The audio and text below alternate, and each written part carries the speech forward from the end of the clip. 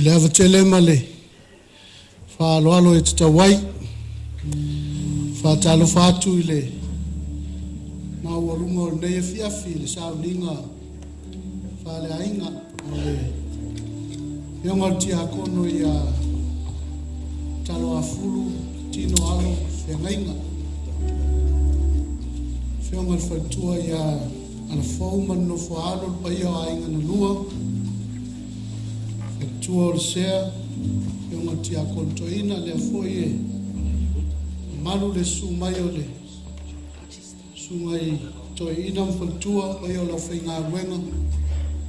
Ia tainane le lava loa o le ulenga o wō mai masani le fiafi. Mala watu malfa alo si o tātou tutulai. Ia o mori mai le sao le. Fionga tia kono ia Taloafulu. Ia ngā alo.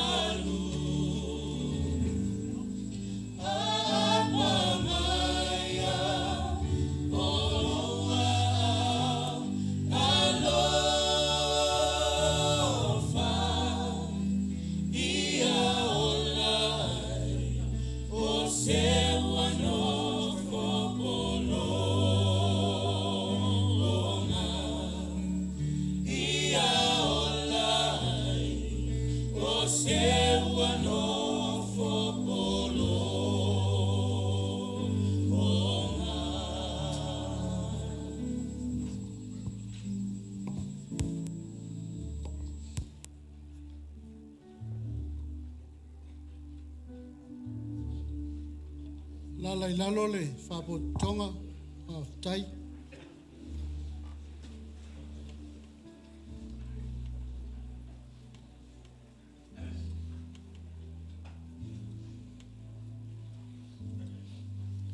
Nato se tai mta ua le nei.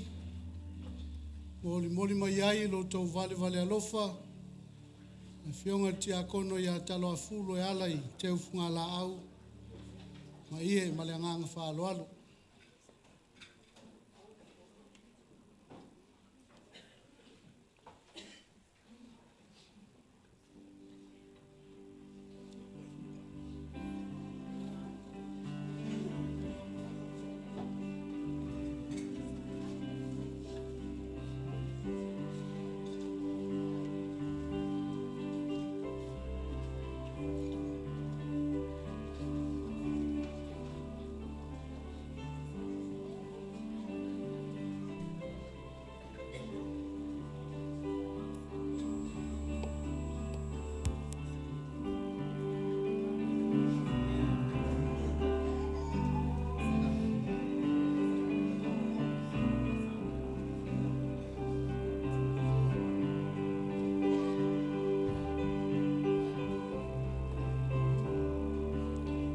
Molele wa ia o le sauninga pe mawhaila vana o sai sei whaatea mai ia te ufungala au mai ia o na ulwhale mai lea e whawanoa le tātou a wala le ngang whaaloalo.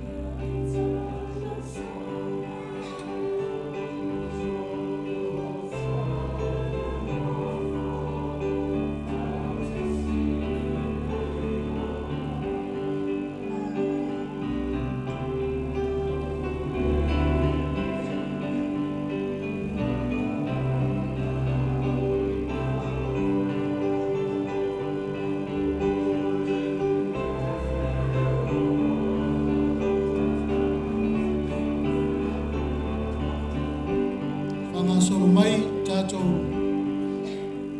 te whangala au mai e ono sai mai le o maru o tāpua inga sei mai a mai a tātou te whangala au vale vale alofa i la whanga ti a kono na o whare mai lea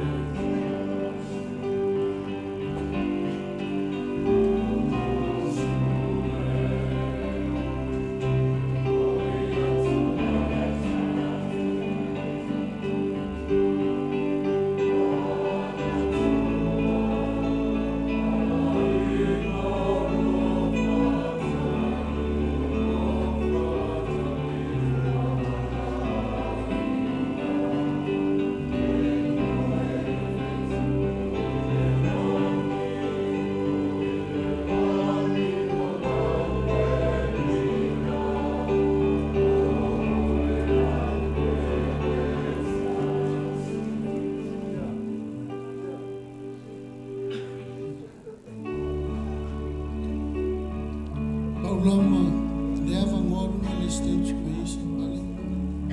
Mata. Leva no hospital. Eta.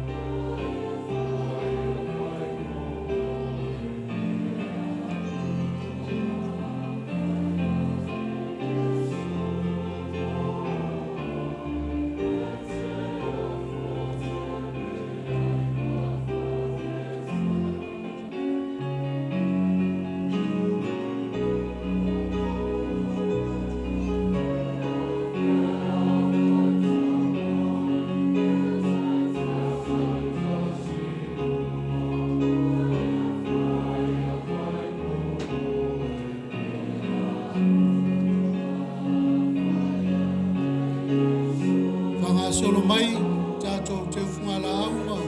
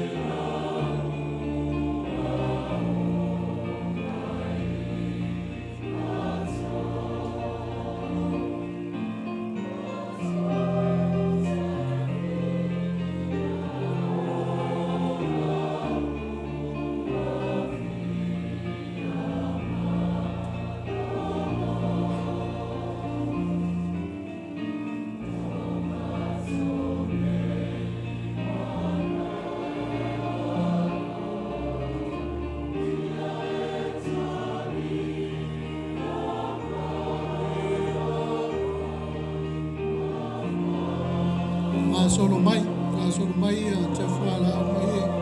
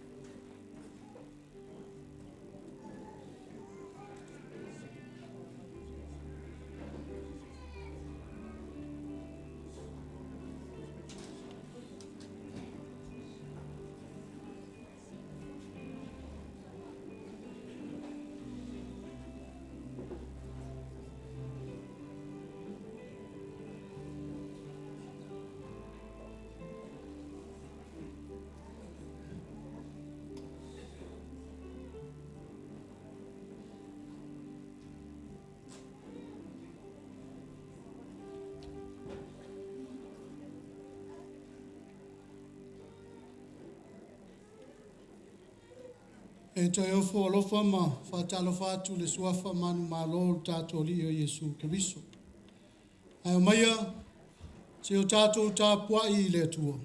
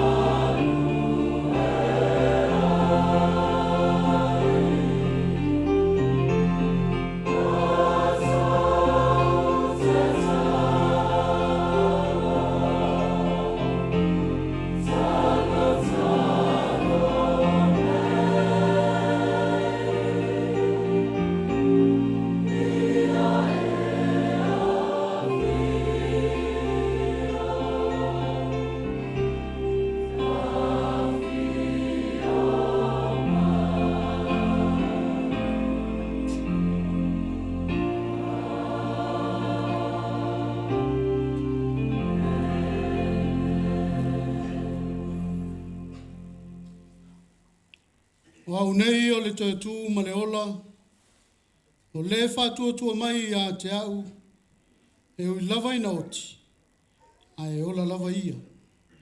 O tangata ola uma o e whātua tua mai a te au, e le oti lava e o I le whāwawau, se o tātou te talo mō le anganga pai. Le tuae lo mātou ta mai whāwawau, le atua o le alofa, ma le alofa muti muti vale o malava. O poto poto lau whanau whātua tua I le nei fiafi. Mātou mōli mawina, sau ninga whale a inga o lau auna. Tia kono ia Taloafulu, tino Feagaiga. Le alie, e le lava se mea mātou te mawhaia, pe au noa ma le whatasi mai o lau o fio, e alailo wa ngānga pa ia. E tauto o lua na mātou sauninga nei. Ina iei umea uma, mau a lunga lau lava vi inga e whāwawa. Mātou te talo e ala ia Yesu Keriso lo mātou wali, lo mātou whaola. Amen.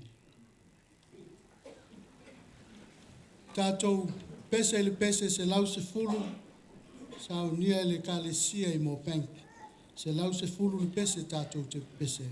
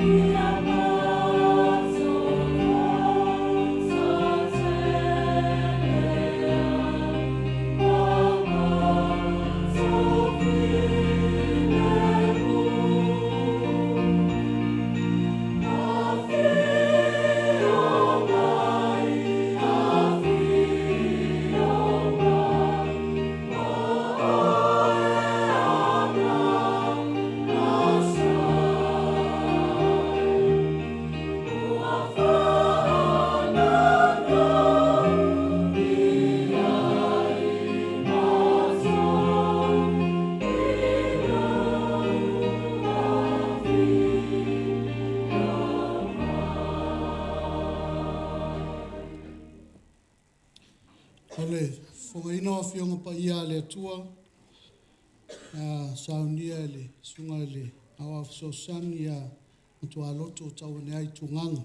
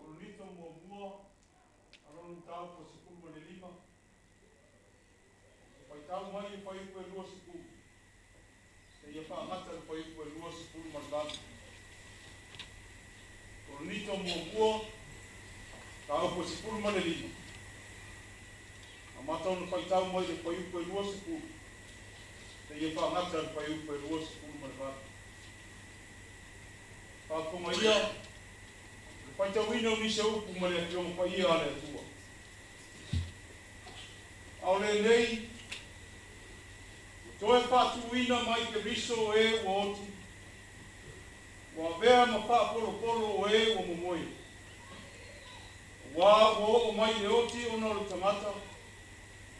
O mai foi no toi tu oti ona le tangata. Ngā whapei no ti uma ia atamu. Whapea foi ona Paula ina uma ia ke. Ai pei tai e tai tua tasi malona la matopi. Le ulua I fua ke riso ia. Muli muli ane o wa whai mona I lona toia pio mai. Na o wai lea I le ngā taanga. Tu inatu, whai e ia le maro I le atua. O le tamā lea. Ia uma o na wha umatia e ia o le isiri uma. Ma whai pule uma, ma e malo rosi. Wai te tau na pule o ia. Ke ia tu wina e ia o na pili umalawa I lalo o na vai. O le toe pili e wha umatia. O le oti lea. Aua. O tu ina e ia o mea uma I lalo o na vai. Ai peitai ina ua whai mai. O tu ina I lalo mea uma I a te ia. O I loa tino ai. O wawai atu. Le na ia tu ina I lalo mea uma I a te ia. E a uma foi o na tu ina I lalo I a te ia o mea uma. Na tuina I lalo foi lea o le alo lava I le na tuina I lalo I a te ia o lea uma. Ina ia pule ao le atua, le ao lea uma. Whamanuia te le mai le atua no tātou whaitau mo whārongolo. Inisio upu mai lana piong whaia. Tu mau ia te ia na lava vi. Nei se ia o le whāwawau lau. Amen. La tātou pese I le pese se lau tolu sifunu maleiva o saunia le kalesia I makafa. Kalesia I makafa a maea le pese ia ona tuinatu le avanoa mo tātou mo li mau. Kalesia I makafa pese se lau tolu sifunu maleiva.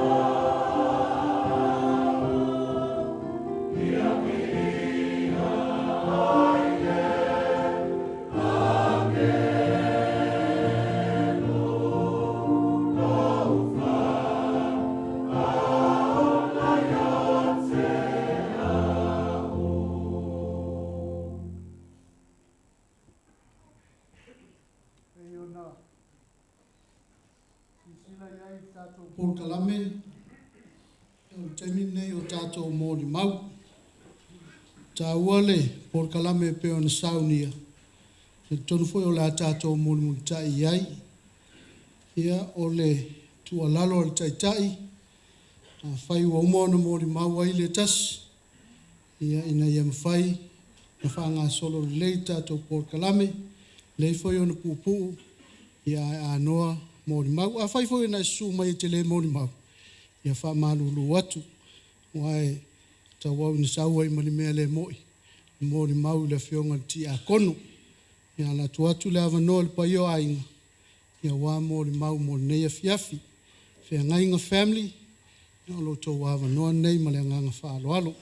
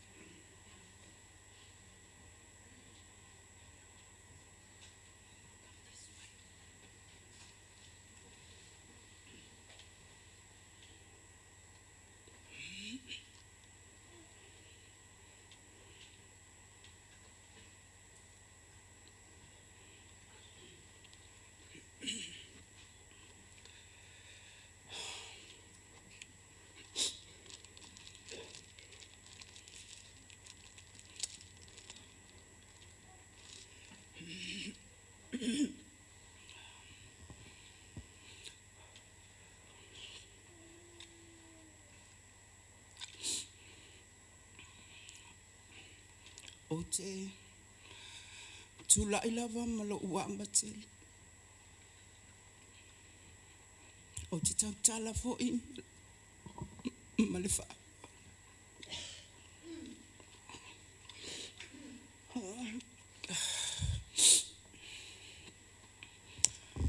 So le tui nai le pa I o le sauninga I le nei tula fiafi. Te whawhitai le avanoa utu ina mai le sunga taita. O se moli mau, ale ainga, o Taloafulu, alo, Leneuoti, Feagaiga. E tua malinga tete, e faufo I le vaai, le nei potu pitonga. Ai le suafa o Yesu ke riso lo tātou o li I ma le tātou whao. Me whaatalo whatua I le pai o le sāninga. Sui lau sunga le taitai le nei a fia. Su fo I sunga to e ina ma o Latu whatua.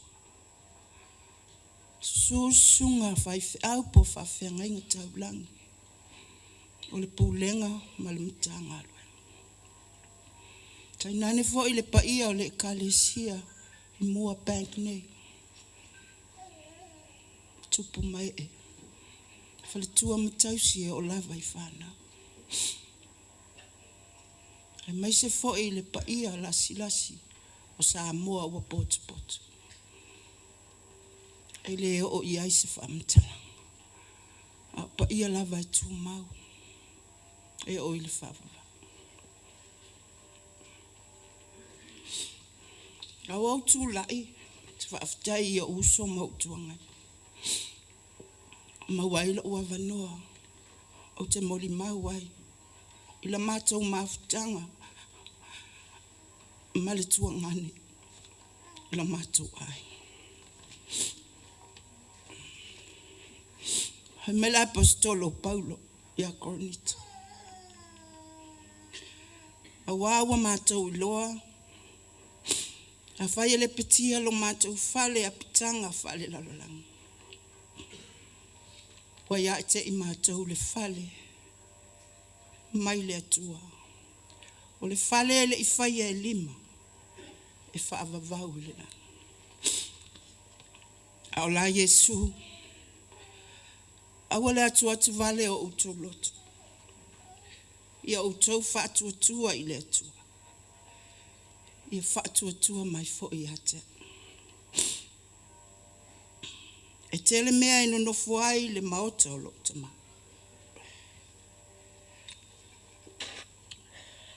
Ana le ai. Pa ua o fai atu o te alu e sauni. Se mea ino nofo ai o tau. O le malanga o lo tātou malanga ai. O le malanga e nofo ai olo. O wā o tātou o tangata au mau. E le oso tātou nu moni le nei. O le oti, o lo tātou tofi. A wai le ais tangata soifua e whaavavau. O le ala o le lalolangi uma. Pei o la tāvita. Ai whaafitai i le atua. A le pitia lo tātou fale lalolangi. Ua uma ona saunia le fale. E whaavavau mo tātou i le langi. Uma ona te pena e Yesu. O upuia e amatai se moli mau mo le tuangane le nei a fiafi. O upu o tautino mai Yesu Keriso mo tātou.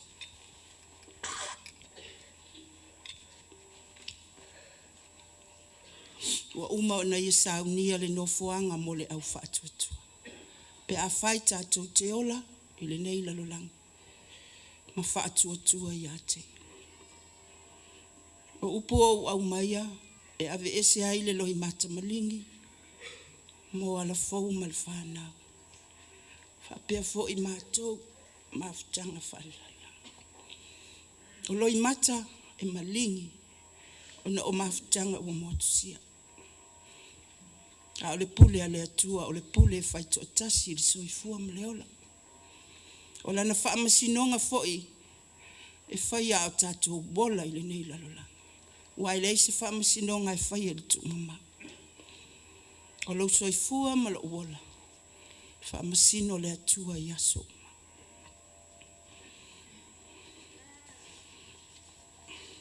Talu ona whae el suafa Taloafulu. Ilo tuangane, ilo matou tuangane maleusu. O tele i wala awina o ia ilona suafa matai. Pena fo isi o uso. Matou te wala awa ia tino. Tino e sila fia umai ilo matou nuu. Mana wo, ma matou fo ili whanau. O tele i lope ai sea. Ai peye e mawhanawhana ale ingoa. Sa mātou wola whatasi ai. Tuloupa ia o ahinga masuafa. E o mai ai le taimile ne. Te wala awa i atino. Peye o se ingoa. Lata mai lea i atea.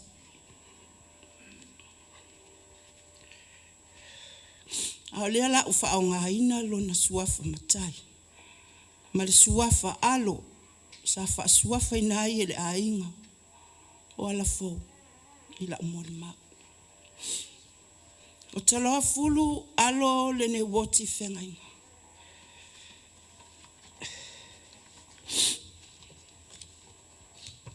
Na soifua mai sina monga. I vai moso fale ata.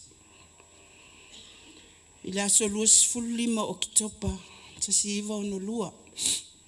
O ona mātua, o Taloafulu, Lucia, Feagaiga, o vai moso ma lufi. Malalo manu fo. O lontina, o malia Paula vevesi. Mai whanga i savai, masatitoa i ale pata. O mātua nao, Taloafulu alo. E toa iwa mātou. E lona 5 ia il whanau. E toa tolu o nauso. E toa 5 o na tua whawhina. O le tangata mua lea o le nei whanau. ua wala au ia ile atua.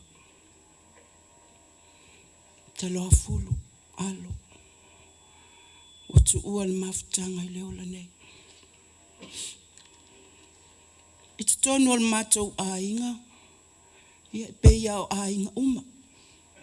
Elelei, fia, talie, e iai fo ife ese a inga. E ina ua malo alo na ngasi. O isa o iloa ai. Sa o ai le upo e mafia le toto i le vai. O tau fai malanga mai. O tuangane ma uso i New Zealand. E asi le tuangane. Toia ma ua msia uso lai titi i Samoa. Malesi o tuangane sa i Samoa. Matitau no mai. Ua sola Taloafulu.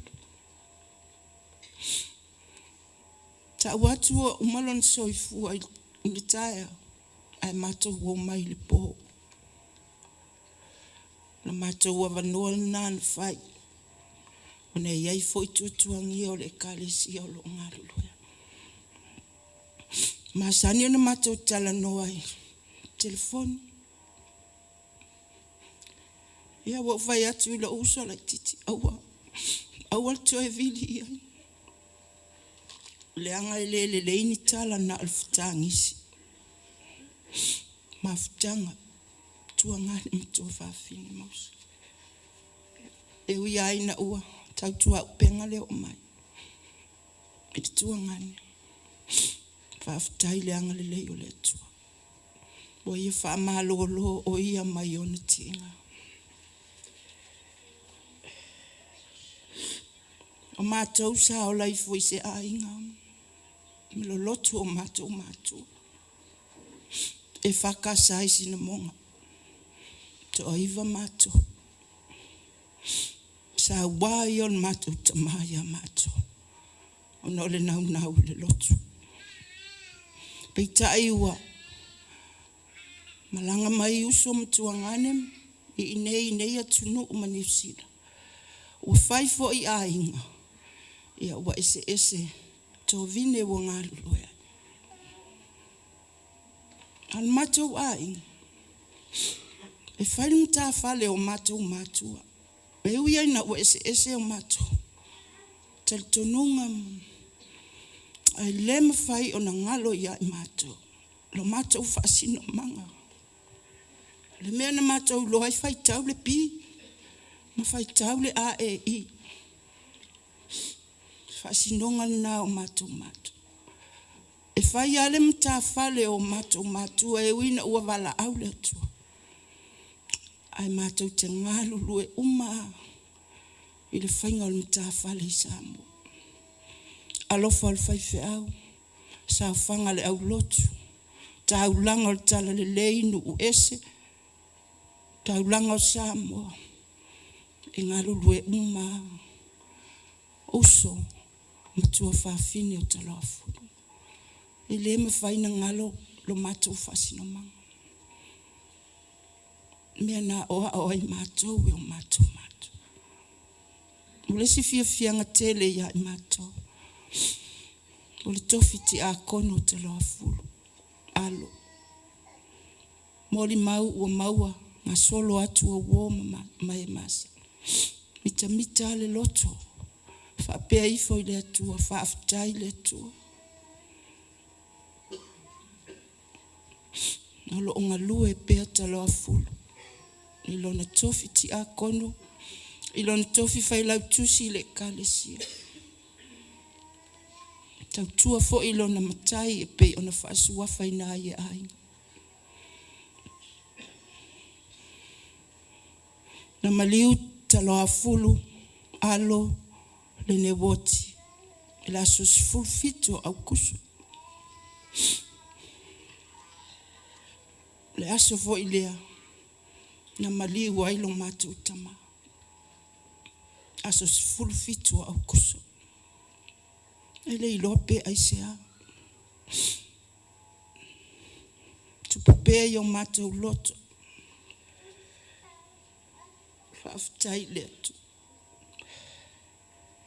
Maliulo mato tina ya au kuso.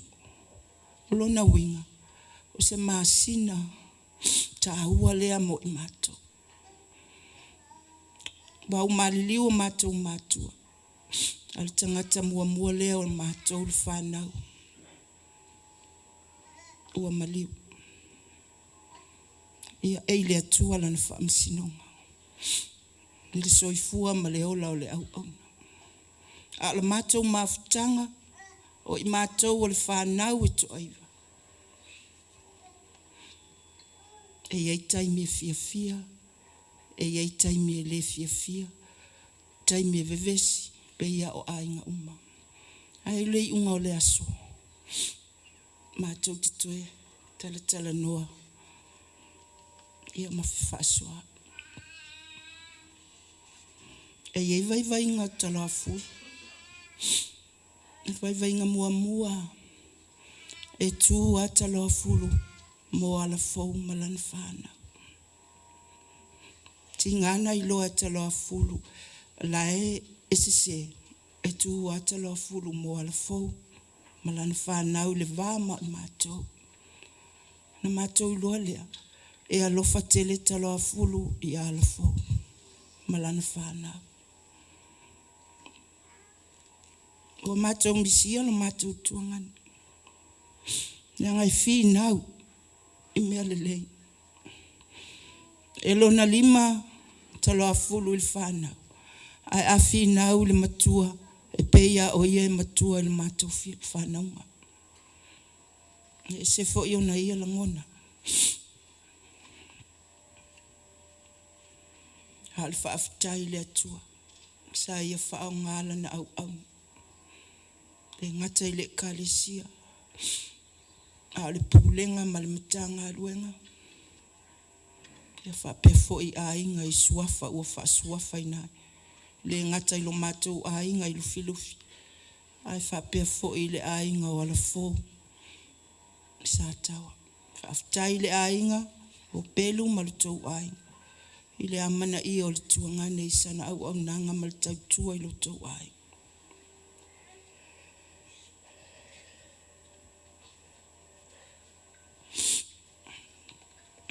Wa umala Moimoi. Ai, le upo le atunu. E le ise fai vai asa ma se mau. Po le ale nau le tautai ia atoa wa i ai le liwolo na wa. E le mawhai o na atoa. O te asua tu vai malo i puenga. Lau sunga le whawhia ngainga. Male kalis. Te iloa tele whaale tonu le au auna. I lau tau wawhia ngai. E a vea fo ile nau le whe au. E sala ai le ngangana ma whaatinonga le whe au. Wha malulu atu i lau sunga. O ani se mani whaale tonu le tuangani. Ia wha mangalo. E whapefo e lau sunga le toe ina ma le pule. Te tonu e iai fo i whaale tonu le tuangani. Ana matou titalo. Wha mangalo Taloafulu. Malana malanga. Sao nine e. E asuaso te fo i vai malo i poenga o pelu ma le pai o le ainga. Te tonu fo i ele i ato atoale. Tautua le tuangane. A o tou. Mafutai. Wa le tele o le o lautino.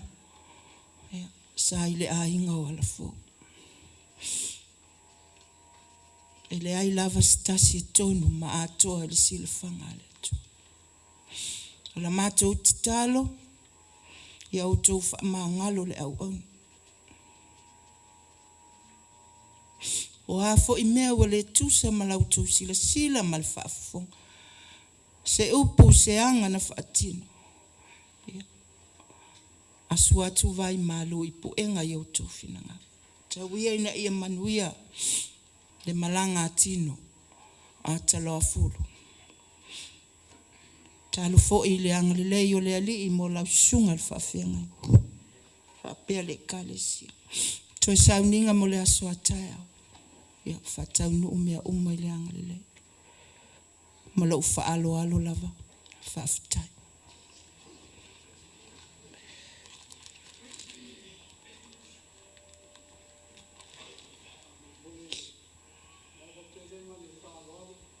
O whanga solo tātou mōri mau se tuane I le ki o le while mua o tō telefoni, ia po le ki o le toi la ngona, man whaalo alo.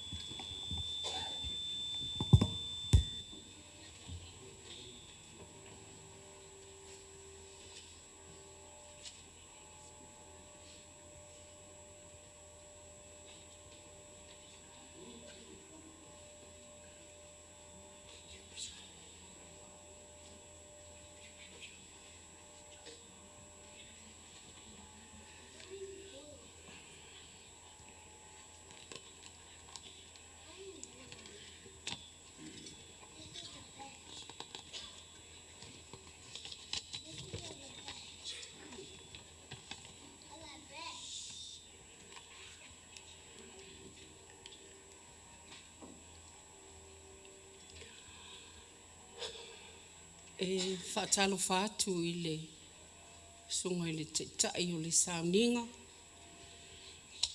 Ia e maise le mamalu o le o whainga ruenga. Ia ma Samoa o poto le ne fiafi.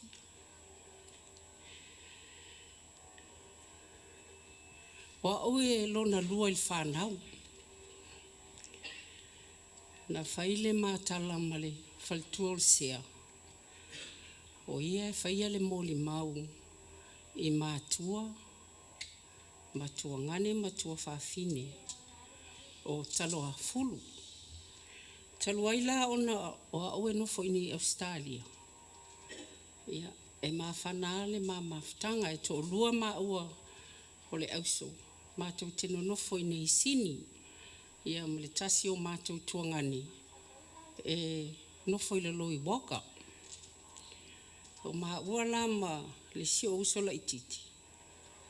Ma te ekalesia I le ekalesia sofitu o le toe fio mai. Peia ona sao noa faltu o sea. Ua malanga mai nei atunu. Ia ua sui foi ia taltonunga matapua inga. Ia o le mafuanga le na aena mātou bola mai I le ekalesia e whakasai sinamonga. Ia pe ona sauno atu le faltuol sea o lo whaia lava la mātou mtawhale I sinamonga. Tele mea ua whailo atu le moli maua le faltuol sea e whaatau ia Taloafulu. O mātou tele vala aua ia o mātou tuangani o Latu swafa matai. Awa o ingoa na whaingoa inai I mātou. Pe o le tuna e mawhanawhana ma wāwala latai la mātou mawhtanga. Whaisa utala I toi aso o Taloafulu a ua malumaloa ia lona ngasi. O le solulu ai maliu le tai au le stofi. Sa o wasi ai o ia I le whale. Ma taltal noa awa o le taimilea ua le aiso na leo. Ka awa na o le lue mai lava o lona ulu pe ai Cecilia tu iai. Na o walu le fale I le fiafina po ua te ale iwa le po. Na uloa lava I le o toe umi se taimi. Ma ena o fai iai. O lae malanga mai ia le vaenga to lua le Samoa. O le si mātou tuangani sai Samoa na malanga I fo New Zealand ma sauni mai e loa. Ai na uloa lava I le fiafile na. ua le tūlanga manuia. A ile tae au le sotofi, po le ono le tae au. A tatangi ai lau telefoni ma o tilo atu le telefoni, o la fau. Ona o loa alia, ua iai le tūlanga ua iai, ua le o toe tūlanga manuia, ona whai mai leo le tala a Veronica le na vili atu. O lea ua toe avelon ta mai le whalma. Ia, ma mātou malanga mai e loa ma mātou o lesi o uso. Ia, mātou malanga mai e loa I il whalma. Ia, ele I umis taimi na mātou iai. Ia, ai tō lola na manava. Peia ona whailo atu. O winga o mahana o tino. Peia ona whailo atu I le moli mau o le whalitua o mawai. Ai o stangata e alofa. E alofa mai e nau lona loto ina ia whaise mea sili ma se mea lelei. E me se lava ia lona to ulua malana whanau. Ia ai peia ona whai atu.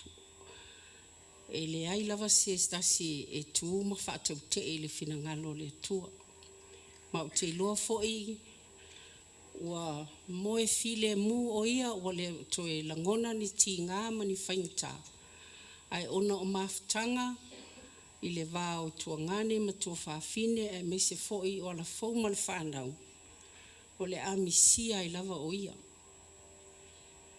E iei se solo o te fia whaitawina mo si o tuangane.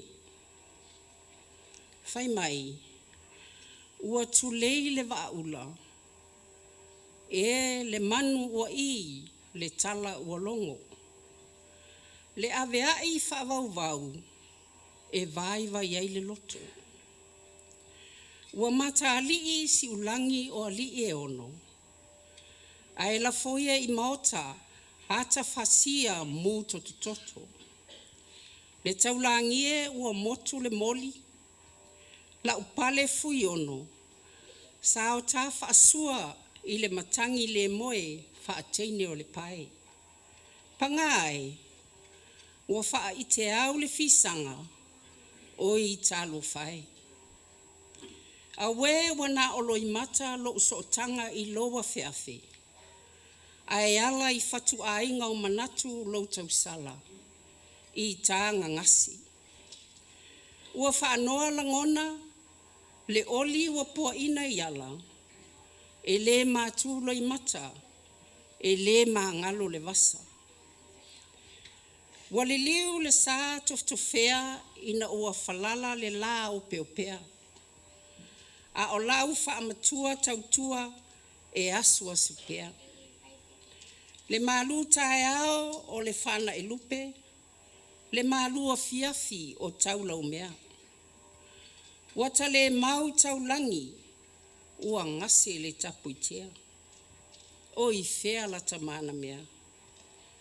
Mai maue pe ana liu ele le vasa. Po ua sopo ala tanu se ia tau lau taulanga.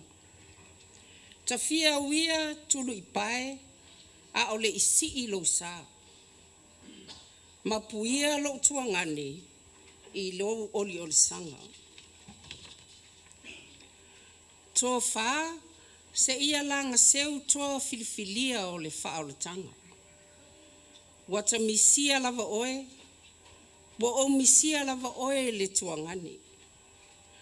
Le toa whae, tangata matutuae, le fale a anai, sa le muli a ngai, ua tu lei le vaula, o I talo whae.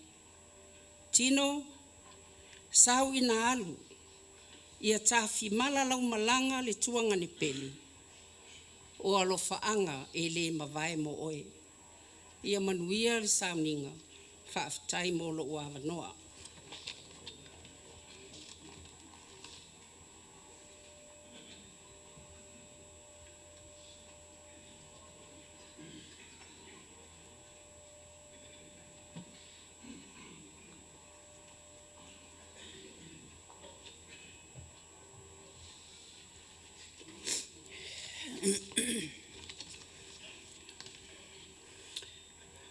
whaftai mo mua lava, ele tai o sauninga, mo le avanoa.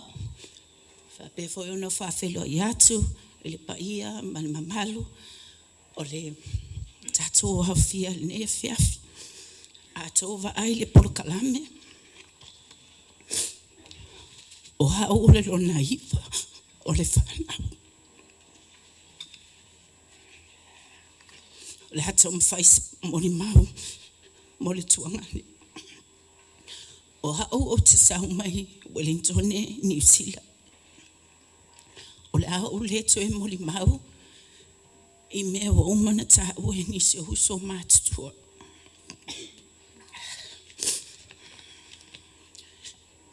Ina ua o iloa o tinga ina tuangani.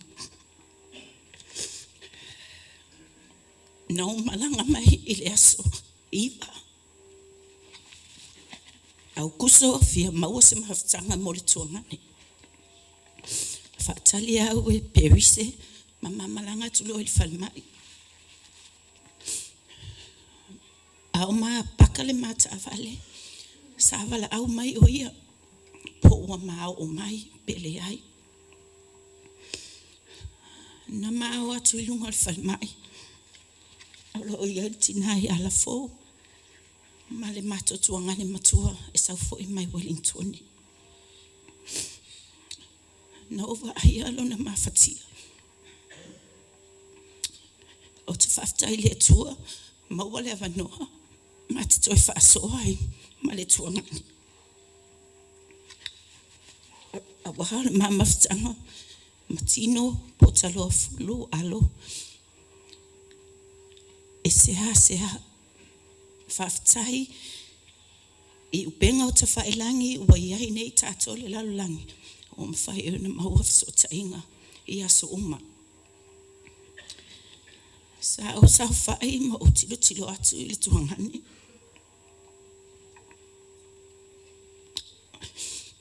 Panga le whaingata. O le nei mai, ua hoi ati kia. Sa o ta mawhai e whaisina tala e whaata I le tuangani. Na o whai atu lea ina ua whaamatala mahi ala fō. O le fia fo I ta mai tai fō mai sa o atu e vai o ia. O whai atu lea I le tuangani. Sa ta tauna whaali lau pea. I teine fō mai e le vai oe. E teine fō mai. Ia, na ata lea o tuangani. Ai o siana to ata lea.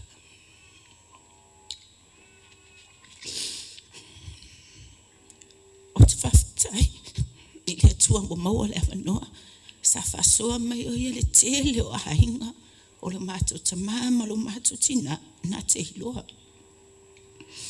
Le nei la fiafi, ia. O te au mai le lua le Timoteo, lo nam tau pe wha, whai upo I fitu e whapea. O au tau le tau le lei, o hei ui hatea au le tau sinio. O ta haufi le upo le whatutua.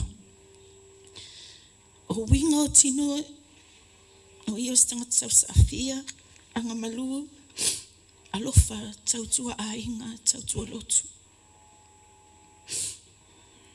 O te whaftai fo il whatua I alafo. Ma le whanau a mesi ainga, atoa. Ona o le alolofa le tuangane. E taimi e oi. Fe se inga, e tono a inga pe on tau. Ia o te tatou. Ua iai le tuangane I sana malolonga. E whatali e lona li I whaola. Nei e whiawhi o te whaftai. Molo wa wanoa, manuia le tatou sauninga.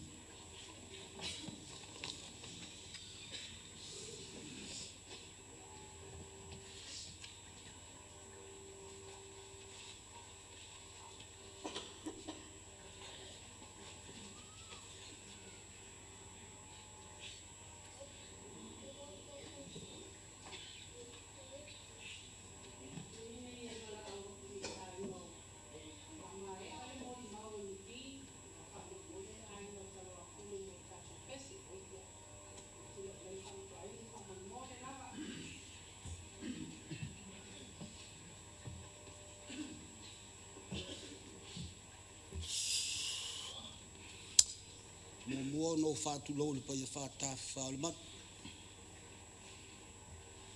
suolo sunga toina mal tua tina al tulenga pai lo fenga luenga ya fatalo fo lo sunga tita alo so fu muia ai ole kalesia un tulang falupe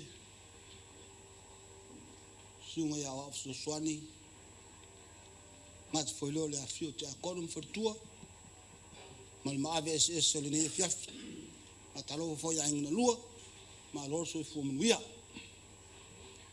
ya ina nei fasiliane fasili fo fasili mai ko wai le wa tapisa ole ainga le nei ala tolu swafa le ainga sa fa matua inu na to ai le mtu pala ya tino e pe ona ta ua to fa fine vai atu Taloafulu ole si power sa fa inga ole si to o filufi ole mi mita ia ina wa fa yesu wa fa matu wainga ba wa ne ole nu e fa langi fa tasi mi fa fiau su mai lo sunga al fa fiau su mai lo sunga filufi ole a ole mo li maula fa fa fiau ole a mo li mau fa filufi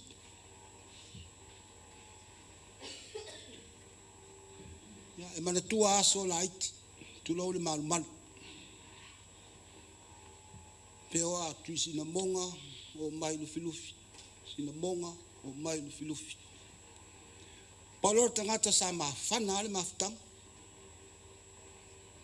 o mo voine fe lo ai nei foi maftanga lu filufi sa fai sa mato yai o fa tai le tu te vai mau sa val valiato o fa ya tu le fa tai tele la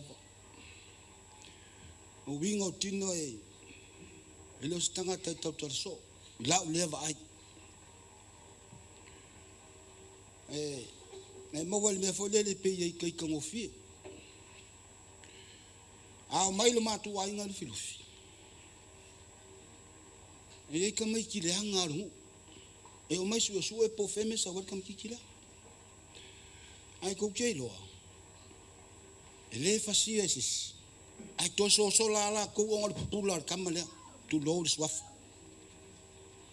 e fe le popular tino o ka lu fulu le wa lo ai nei stangata e file mu e o si ainga malanga tu Samoa failo no matai fai mai ata ia sa utango tu pe to ina malelo tu fa tai awale ia ngalo matai mole kale sia malot fa tai fo fa no mai o leo fa e no tof ja kon ia la pule le tua eu ia ina wa afe malai sale tawolo ia taru sia ia se so le fa na te fa tumula vanole wa mea sa fa tino e Taloafulu le lotu o le no male ainga ia taru sia e ia nei potu tonga le fa me umi filufi pu wa manuia tele sa uninga na sunga te ta nuia la fa ngalu lue mfartua ia le nei afia is wafa madu malo kiriso amen.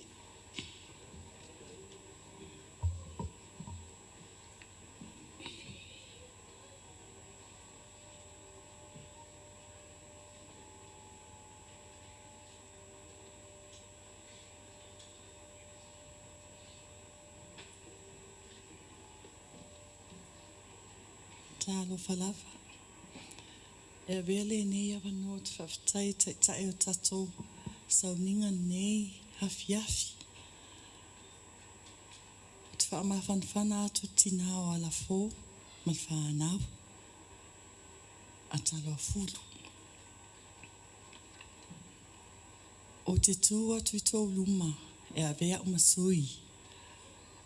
O usol tamao Taloafulu. Ona tua whawhine, mai sina monga. O lo ingoa o tofi lau Nadine Ngase. O le lua tautanga taluai na ma whelua e ma tino. Na ngata ila e na ma whelua inga. Ai ma te whelua i fo iao lai e latu fo ia e mea whaale e kale sia. E se le maa nei al whaalungu atu tautua a Taloafulu. E vea li nei awa noa e momoli mai ai i alo whaanga o moonga. A tua whaafine, a whaanau a tua whaafine ma uso lo tamatino. To o tele bole lava mai. Ona o ngase o tino. O le mato a inga to o tele. A wale e masisi mawhaina sau. Ona ngasi. O uso matua whaafine o Taloafulu Lucia, aunties ma uncle Latino. O Perise, o Lene, o Lusa, po Sala, Pepa, ata Avila. O lo umomoli umamai alu whaanga. A lato whanau, ma whanau a lato whanau. Ai a veli nei taimi. O te wala aua tue tama i tae nei o miracle. Si to mawhai atu si ma beselia. O moonga mo tino. Taloafulu.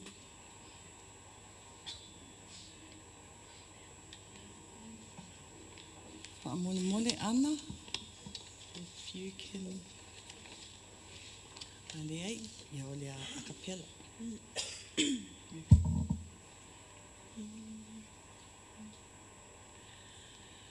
You may ask me how I know my God is real.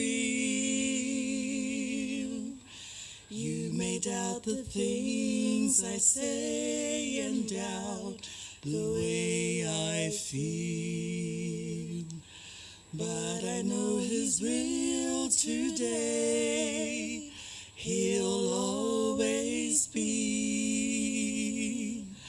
I can feel His hand in mine, and that's enough for me. I will never walk alone.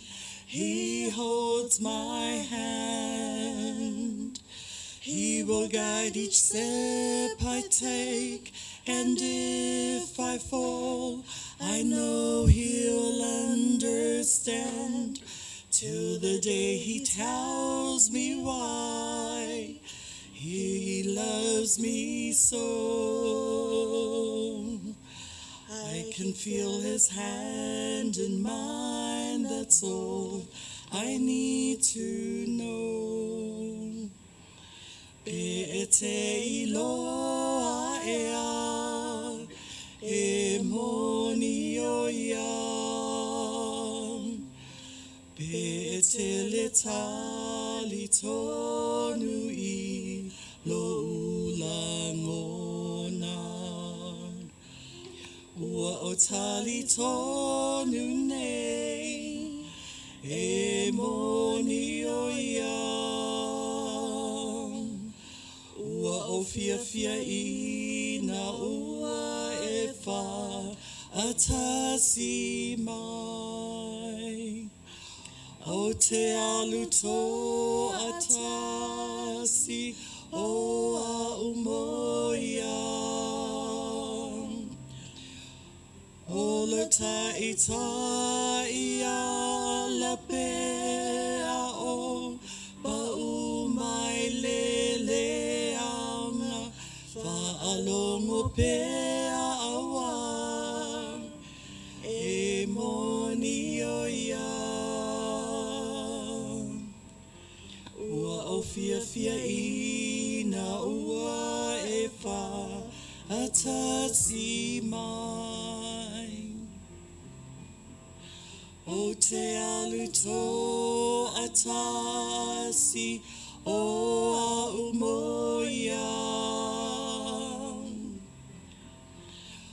lo tai tai ala pe a o pa u mai le anga fa alongo pe awa e moni o ia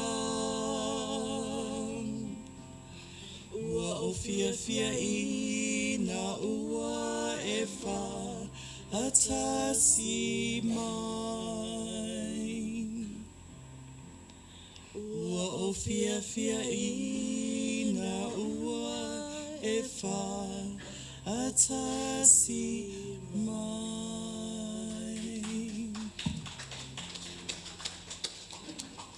Sofe Yesu, amen.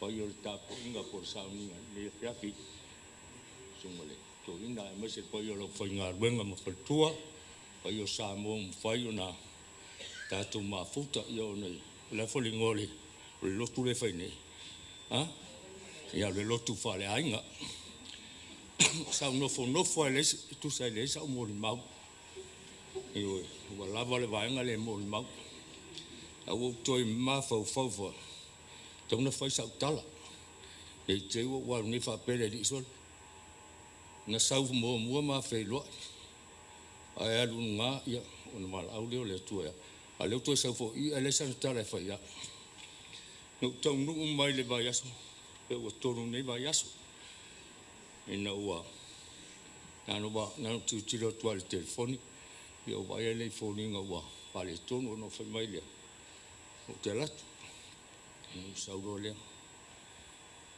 nana se sau ye tina ya la fo tiro fia o tangata le mata no tangata tautala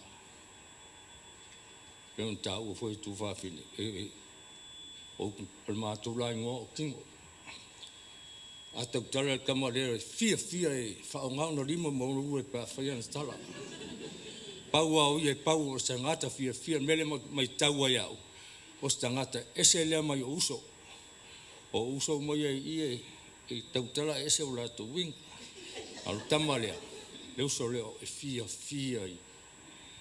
no sau le matu felo al falma bo fia malingi lo mata no felo ya le si so roto fa tu ala fontina yo fo o ye falma fo la se su no falma le wa amata su so le si aso mato atu ese swinga wa ma nei o ka fia fo le wala au mai si vanga le mi Samoa au ta wa ai mate ta nu wa tu res vale ya aso tofi va tu ale ta ko Latu wa fai mau fialu tu na stofi fialu tu yan tam fai lo tina ya la fo mal fa nau tam fai fa so ta ya mai lo na fali ya mato fo yo le me te ya te le lo le ngol me le te ta fo ye fa le lo le ngana pa per ta ndia ni te u fo ya tu se ono to e lo sa ninga ya mato to yo wa ai val au watu le wai i non fali ya mato o mai lo le sias o koso mana mai fafo le no fole ti ai matule ya fa tu ya o me mali o la ta mana o sa vali le mo se va to sto so i fafo ala wo ita fai mai fanyo ko kingi o saura le lona film ko fa fela ave le mane fai mai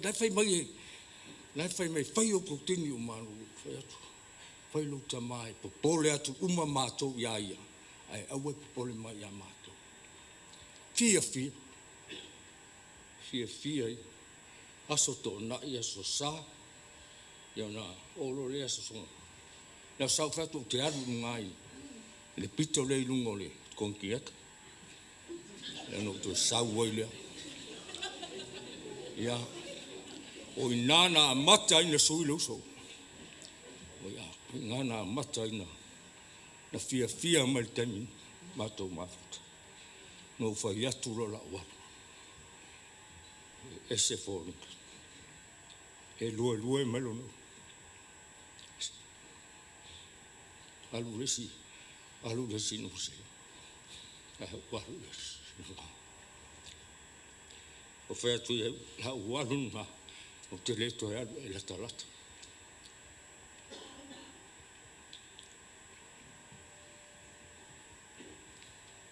no lo vole fia ano na lue malo no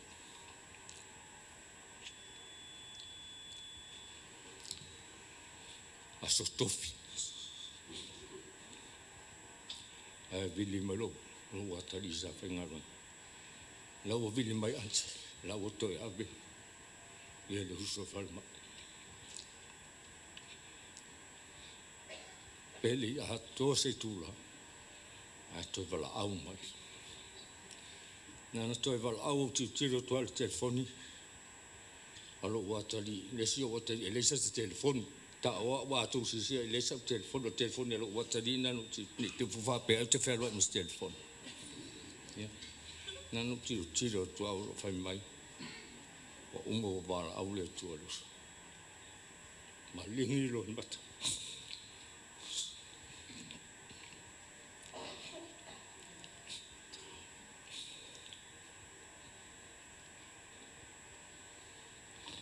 na tau nu mai a o falitua ma Samoa o lo tu film Samoa o e boti ai ke o fa tu pe se ha foi mena fia tamada o lo fedo la men to e alba funga ele no foi fa tadi i mo fo tali no para la tamara fa e pe ai o was mo fasia le uso de ai o le fina ngalo le tua le mfai sisi ona tete pero le ala na tu mato e fai sina mo ma e te ufa peso e sa vo ile to e aru ale fu le sa foi se mo mo ingo alu e mo ni ya no mo o lo uso pico siri no fia ia mo lo fai o sia uso o fe tai ia o te le alofa foi ka tai uso ka te te lola u kala ma lingi o makanga fe mai ia nga ka fe loa ia fe na me ke popole na me ma bafa lo te lola kala fe mai ia o la fa na alu au te popole alu au te popole what's it alwet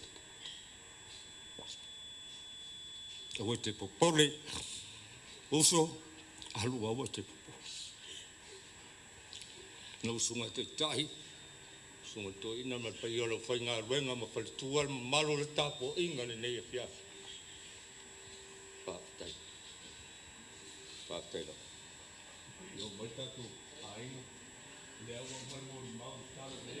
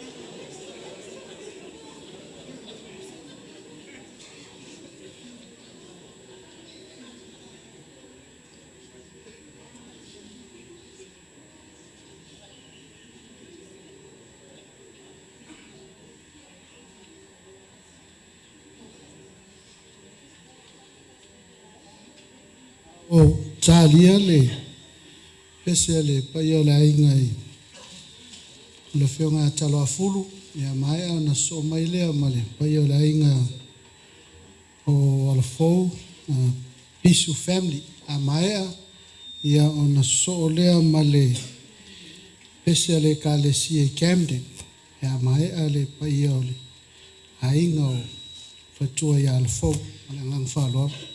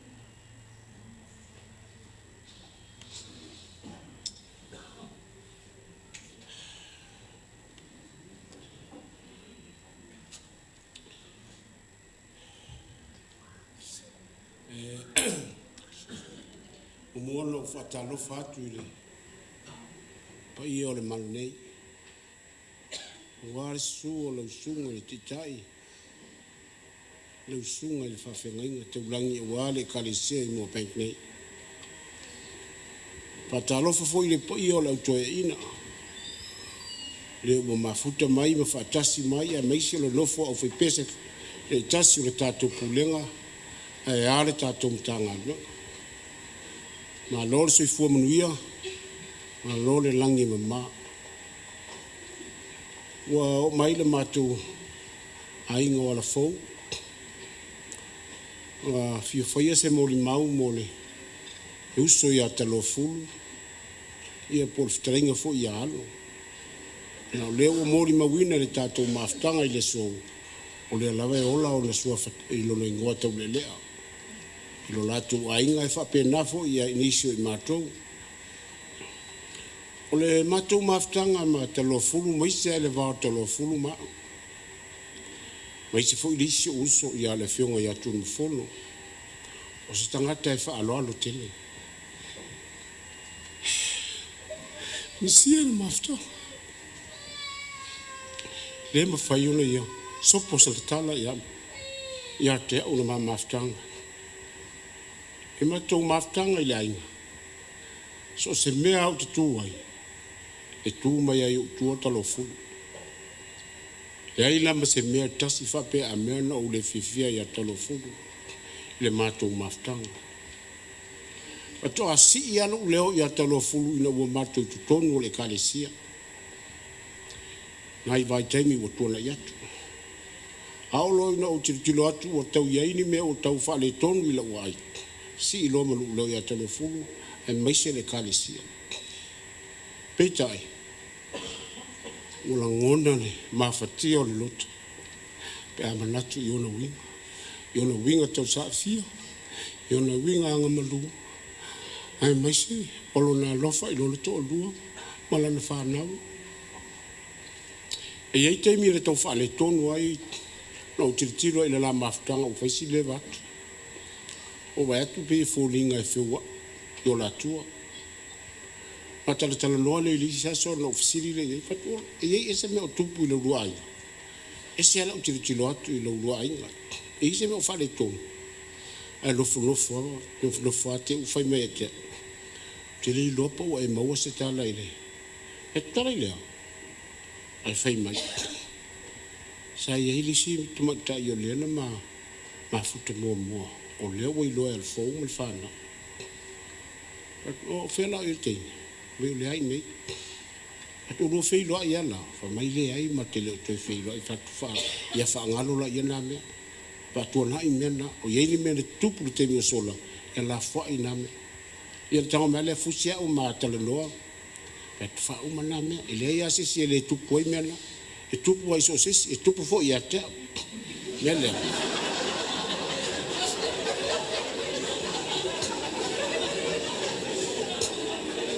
o fatuloa ia Taloafulu faafetai leo salu alu le atu faasefulu o tupu le mele ia o la ai le fiafia e foʻi tina ai lē o mafai ona avese ai loʻu alofa i loʻu tolua la ua na silafia lelei e faamaoni i loʻu alofa a o mea e lavelavea e ai me tafao ai lea mafai le tupu mea ia me lea na ou talanoa leo le isouso ma ufai atu iai vai oe faagalo na mea te tonu foʻi o lae alofa ia te oe lou toʻalua ae maise o siau fanau ae faagalo na mea ma talatalanoa le tu ma o mai lisia ae o lisia saia te o saufa mea te la ua lelei ale maaiga la ua okei fatumala ia tula ia me foi le ma o le matoe ai te mi uma le maaiga pe ia le se me faapena o tupu ale tele i o me faapena la tupu ia ona alolua ia le o le mafutaga ua o mai lenei vaitau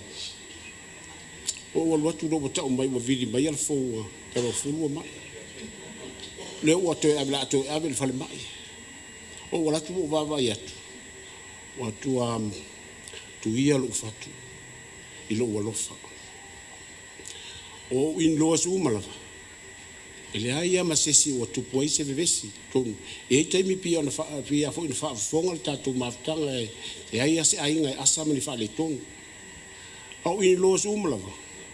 Ele ai ia masesi o tupu ai se mea whapena. Mātou te whaalwhani. Wana nā tumu whono lea ma uto whawhine. E whaima mātou whawesi istei. Ai amatama ia Taloafulu, ma ia wa esau, ma ia wa sanerevi. Ia ma e manisi o e whealo whani o le mātou maftanga. Na i o mātou mulumulu ngā veve ma. Ia inei whare tonu, ia o me masani lawa i tonu a inga. Ele ia se a inga e asama se a whita auli. Nei la tu lama le tātou maftanga. E mamuri atu lo wanganga whaaftetele i ua sunga i toe ina, whaletua.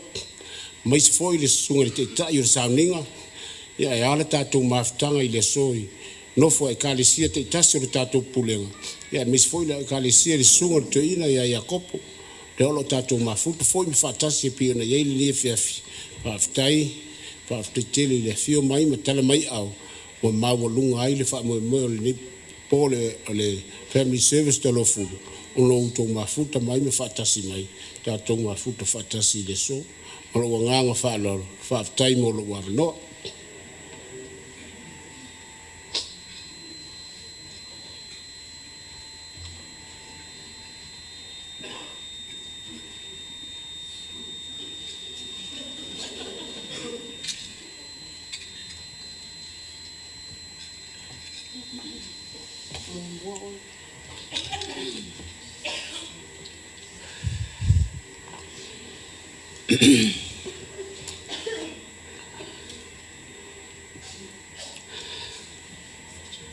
Ia, le mamalu o le afia, si o le sunga le taitai.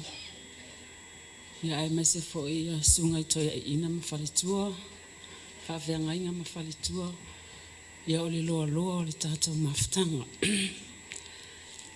Ia, molo tau sila fia, o au, upulasi e sau, mauala i vao sa auni, pisu, o afenga, malie, a ufanga, ia male nuu fo ilea e fia ia o tangata sa tawa. Ia masia o anti oi le uso. E whaima o se matua ia tea. O no te tamo e whaima tofu e awahe anu whonofu. Ia o na tu ele whaia sa muli mau o na whautua mai asia o ainga ia tea. Awe te alo te mori mawe umani whai ua whita tangata ia ti oi. No whai atu lea. Oi e whai mai mea sa o e whita i fuala pēr whai o lea. Ia ai ele ma whai o na maa nofo. E ma te fia mori mau. Le mātou mawhitanga.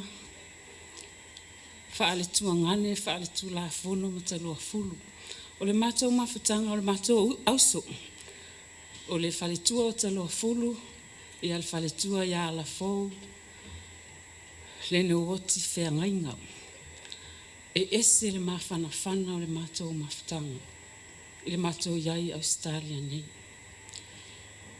E peo mau te look forward ai weekend umalawa. A umau na mātou o le whale o lea, mātou te e vai, ia mātou o i lesi vai aso, mātou o le whale o lesi, mau te e vai. E whapena fo ia mātou whanau. E le ngata fo i le whapena o mātou tuangani. Ai peo le mātou mawhitanga ai a whaale uso. E ese le mawhanawhana o le mātou mawhitanga. E le tai mātou, iai se mea mātou whi ese ai ai. Peo au, matai to o lua na i o uso. E ese le mawhana o le mātou mawhitanga. Ai pei fo i ona sau noa le tuangani. E pei e whaale e tonu a mātou mawhitanga. E te tonu e ka le sia. A ole mātou atu i tua i o mātou ainga. Le aise mea e whale tonu. Ina ua a mātou na ngase Taloafulu. Sa o Taloafulu te iloa e musu e inu mea nei o vai. Pe ele tali tonu iai. E sa o ave i ele asia. Ia pe o lewa wa iloa o mai tātou. Ia sa ainu ai la Taloafulu. E whai mele ia te awa te lea lon swinga. Ia e aluai. Ia te i ua whaamai ua le aise swinga ua toe ngase. Ai ina ua malo alo na ngase. O te vili ai lo uso ia so uma. Te fesili po wa mai Taloafulu. O ina o ilo ai. Ese le mapotani na nao lo uso. Le fato ali ina ua ngase Taloafulu. Ile lua vai aso ai pala aule atua ia Taloafulu. Te whaalonga ina ua wale aise ua longo ala fau ma le whanau wale aise tonga fiti. Na o taimi uma o te vili ai mamata la noa le tala ala fau ia te au ai mesi foilo uso talo whai ia Taloafulu. Le aso wharaile na au mai ia itua Taloafulu ma le whale mai wale au ngā i aise tonga fiti. Na ova aia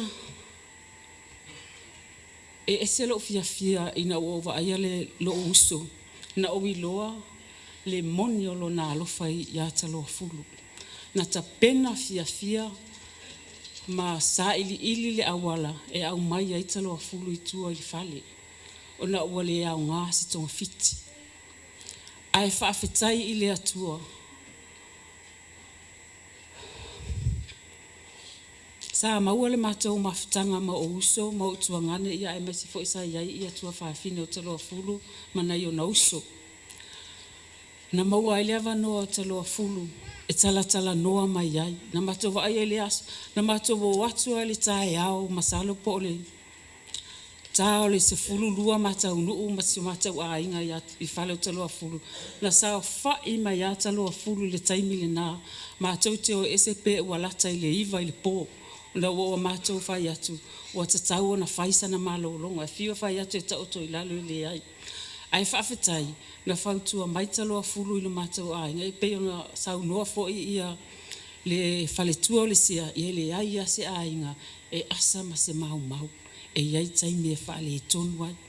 O lana whautuanga na au mai ia le whionga ia au pelu, le whionga ia tunu mafono, ma i mātou uma le mātou ainga. Whai mai, au mai le tau a inga tau te tala noa i nei Australia o nau tau malanga le ai Samoa e wha uma ni wha le tonu. O te whaafetai i le whautuanga na au mai a Taloafulu na o langona le mawhana o le mātou a inga i lana whautuanga na au mai. Ai o te whaafetai fo i le whaletua i ala fōu o na owi loa e le i whaafiti ala fōu i na ua ngase Taloafulu. Na mana o Taloafulu e nofo ala fau mala na ngaluenga. Ai whai mai e masalo pe tolu masina pe li masina ai wala au lole atua ia Taloafulu. Na mana ole o Taloafulu e ia ala fau e nofo mala na ngaluenga. Se ila maafuta. Whai mai whale mai ma whai na whaila na kera. Ia ai o te ngia e ala fau. Whai mai. O aina whai ati a o e whaisau ki a whai ngai kuhurunga ma whai au whiau. O ke rea lue whainga mea o ke le whiaora pegifiki. O ke alua ua ke whainga luenga o ngai le ikari kongo le fau. O te taimi le wala au ai le atua ia Taloafulu. Ia o te tali tonu foi. Ia e iaini ia ua o ngā. Ia ua maua foi e le mātou a inga. Ia e maise foi wō ma le e ka le sia. Ia e le ola o le soifua o le ia fionga le ti a kono. Ia pei foi ona sau no le fionga ia o pelu. O le vālawa o mātou ma Taloafulu, ia e tainane fo i o mātou in loa si tonu o le mātou ainga, ia ele ai se whale e tonu, ia o mātou ai mātou murmuru ngā vewe. Ia o mātou, ia mau te esi aine, ia ato tala noa tai au. Ia ai, o le awhai atu se mori maua si au uso le, ia mau atu hele i lalo maro whalo hawhai.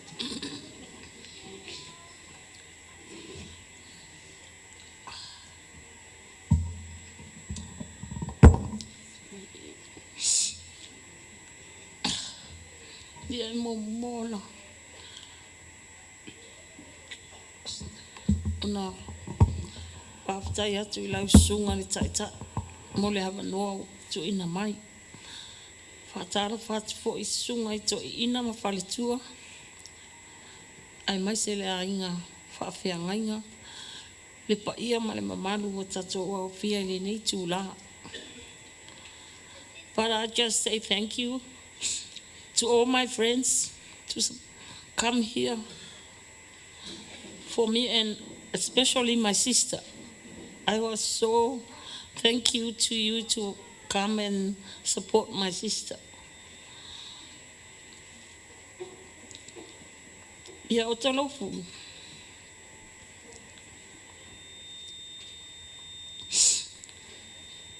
Pei rawa se tuangane sa mātou whananau mai. O se tangata e alofa whaawalea I lona tōlua. Ai ole wāo Taloafulu matamalo loa ne nei ai. E se le mawhanawhana le mawhatanga Taloafulu. Sane rivi ma e sau. Ina oa ma I Taloafulu. Sama watu mana mato ainga mate. Sa le mātuolo I mato le mato ainga.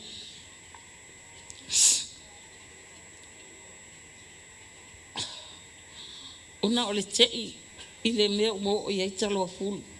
Na o le sia sa mato whaatastasi mato nei e o tolu. Una whai mai leo Taloafulu ia mato. E matuan e mawhaisa na moi. Sa whai atu pe ai sea e whai mai. E le mawhai na ngalo le tato mawhatanga.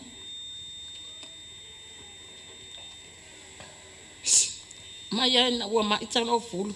Na o whai atu le mato a inga na o wha mai ala whau ia tia. Taloafulu e fia fia la vai ai le ia. O ile isia so o whai atu le mato a inga. Ia alu e whaatau mai se ia Taloafulu e saka. Pe ato le vai aso. Fai mama au mal mato ainga ave me ai Taloafulu. O le tala Taloafulu ia tia wa ai o lua. Au le to e ma ia se me ai. O au le manongi sa o me ai. Ia Taloafulu. Ai ai ni whaale he tonu le o nei tamalo loa I lutava. Ai mai se I mato. Ia wha maha ngalo mai I mato. Ai o te whaafetai foi. I alo ma whanau le nei a inga. Se mea ina mana I au le. Fe alo whani. Ma le alo lo whawatasi.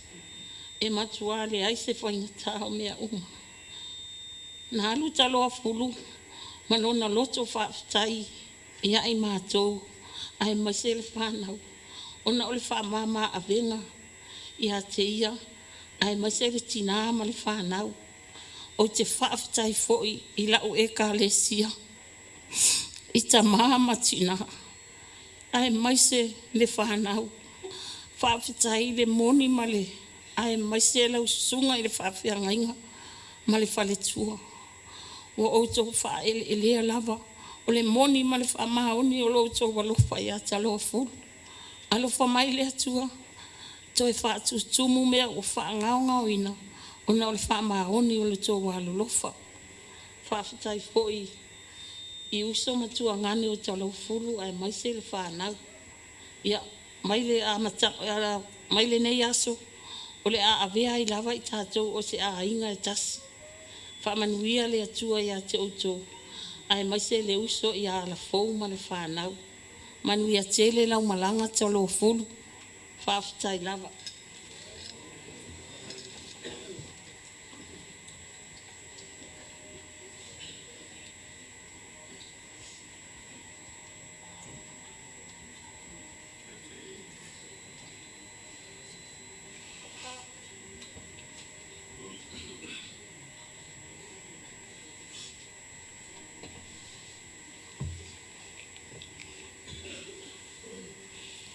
Ele leile ali. Ioi.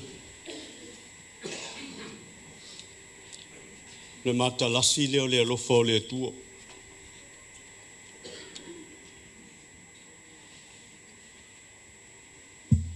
Motu le pau o iloa.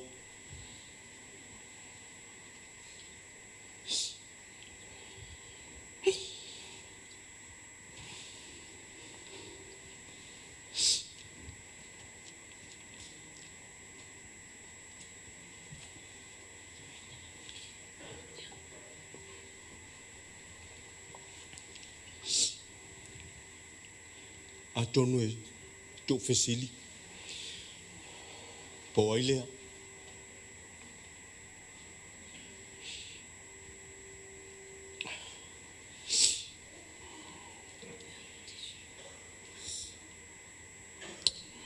Wa ole uso Taloafulu.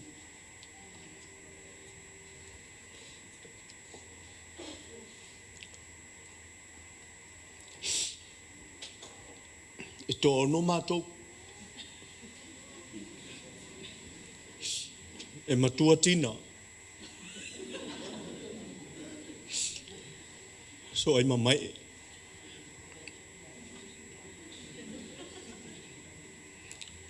Ona so lo le ma lo Latu ngane ia Taloafulu. So oile ma ai wi ai ma ia vai sa.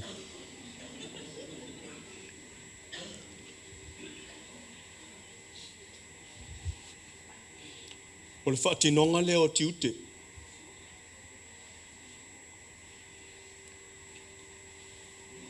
Samoa mua tina mai. So olo ma Taloafulu ti tonu le ainga o satun mafono. Mai o le ainga malosi. Tasi iwa tasi. O le iwa sifulu na utonu mai nei Australia. Iwa tasi. A matal maftanga maleuso. A mafefewa i maleuso lon tolua. O le sipai numero tasi lea.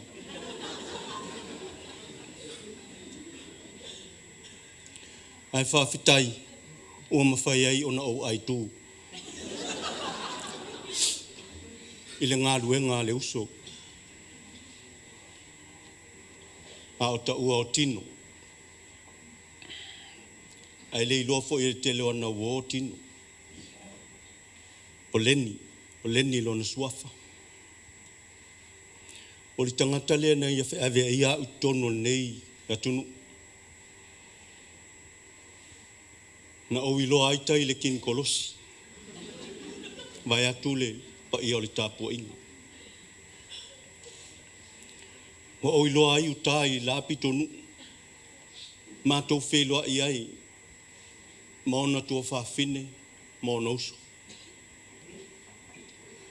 O se mafutanga e ese le mawhanawhana.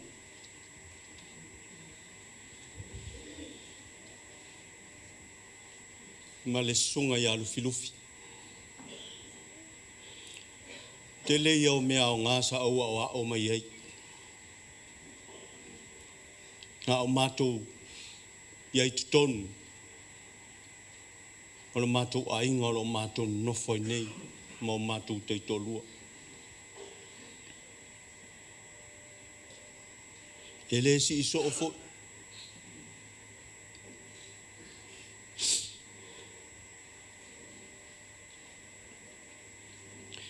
Tua afe ma le valu. Sa au tinga ina.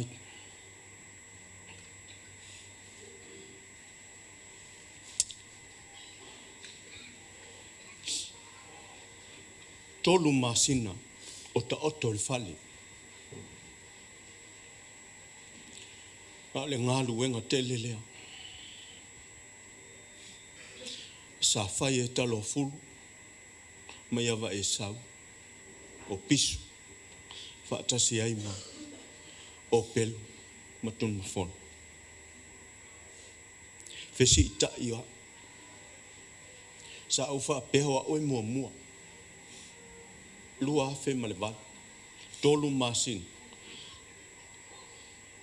Ese le alofo le nei tangata.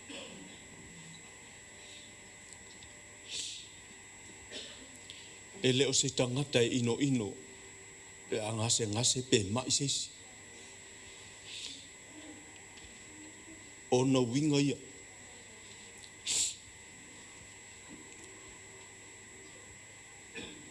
Wa o malosi. Sa au tau mawhai le suenga o apso swani. sa fautua mai a te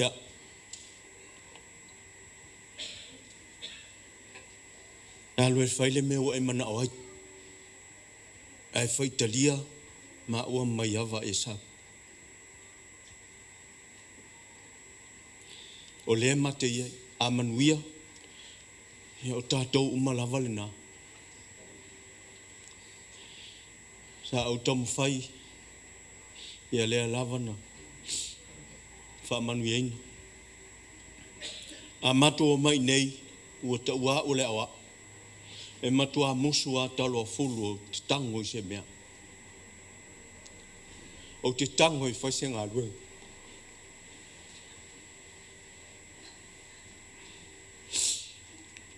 o te loa o lana wha alo alo lea ia oa of sosoani ai le ngata i lea o na matua wha le ngana e mana o ata Taloafulu e na te whaia uma ia whea ai o ia fo ia sawai le wha atonunga atono se taimi o na sao no lea o lo matua ta maa wha le nganga matina a o na winga ia e le mawhai o na ngalo a mato wofoi ini siva mato te o iai e ta te ia ua ta whaalongo atu ua ta mai le pese foi lea le lalo langi pua oa ma le mawhanawhana ma le malulu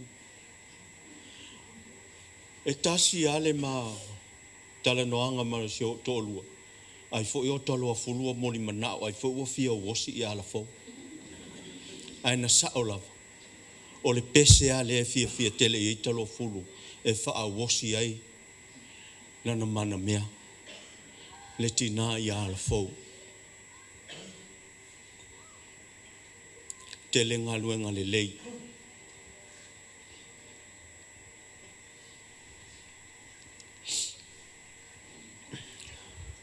Taloafulu alo Leneuoti Feagaiga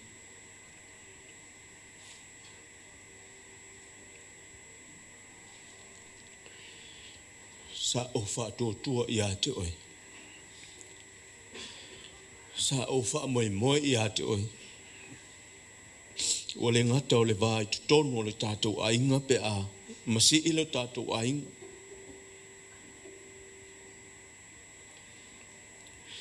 so se mea e te whaia ma le whamaon le mawhaia na e whaafiti tutonu fwoi o le kalesia whaafitai tele Taloafulu whaafitai mo lo sao moa ma lau tolua ma lau whanau a matanu matu ainga i le iwa tolu o iei lau a fine matu le se mata vale e nā lua mai le ta vale la no mu sa iei mai whaonga le ta vale le su e lo le sene whaonga le ta vale le whai e lo luai au e te popole se mea le ma whai o na ngalo ia sa whai au pe o lo noso e wha alo alo ia te pe a mato o mai nei le au lotu Taloafulu ia alo whangia e le atua mau asau no whaanga i le langi lunga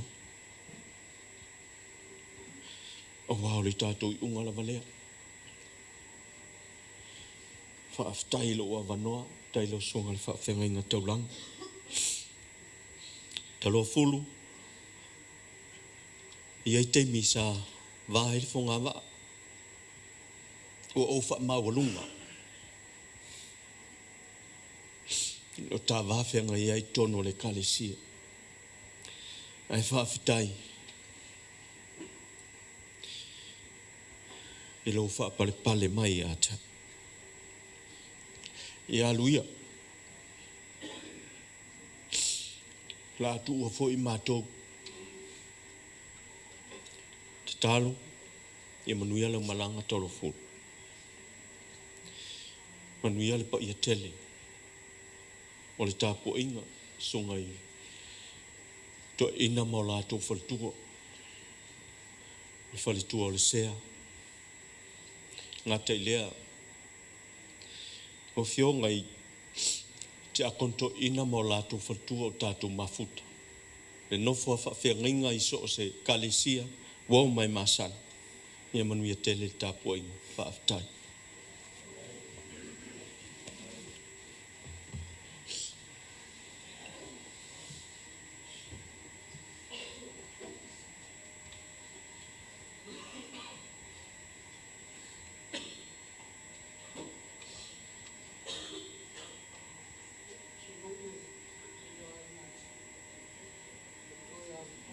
O pese pe a whape o leo sau. A maea o na so mai lea ma le kalesia i Camden i le pese ua sau nia.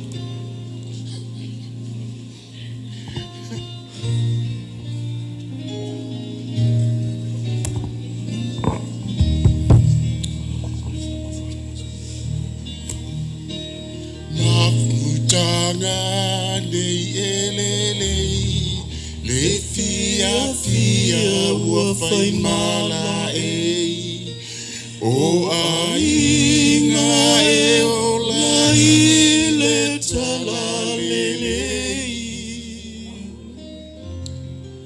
ai o aso e le anga le tinga uma ai o anga o fuma ai i whano anu anga o iawe mai whai ngata o le alofa e o se mea tinga a o le ono sa i ala hapea taro sanga ia le utuva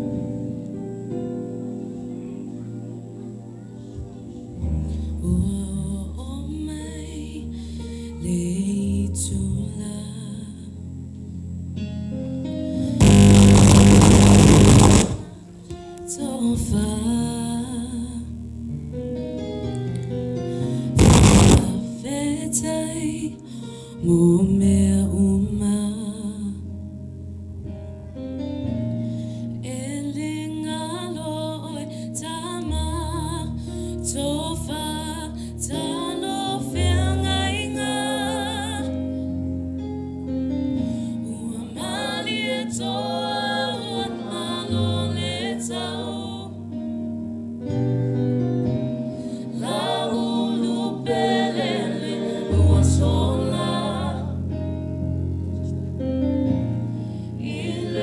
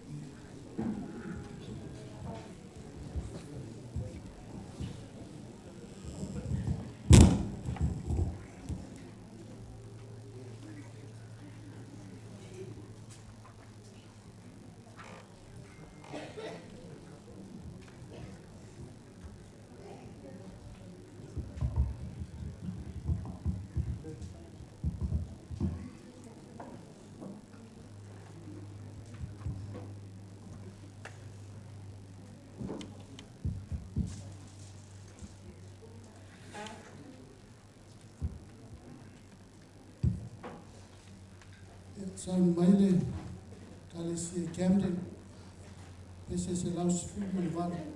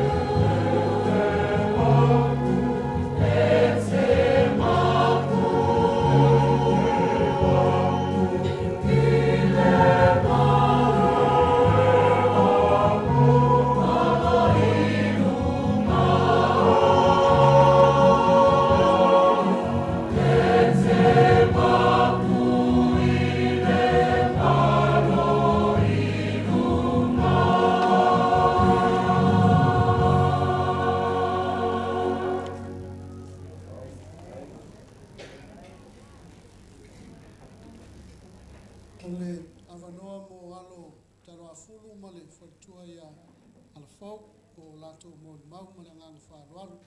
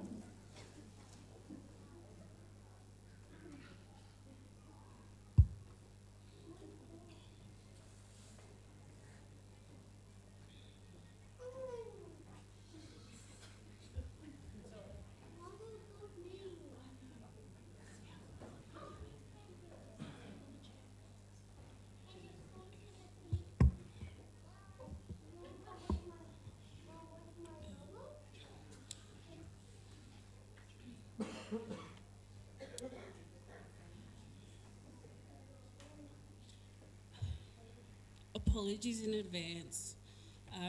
My eulogy will be in English, as my Samoa is one of my strongest attributes. My name is Mutiana Candace Bisu. I'm 33 years old.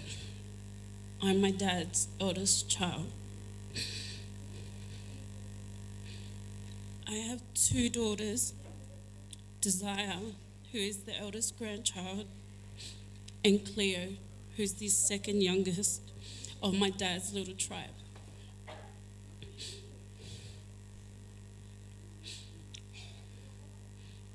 Dad, there are no words in this world that could express what you mean to me. The reality we're now living, a life without you physically here with us, has been unbearable.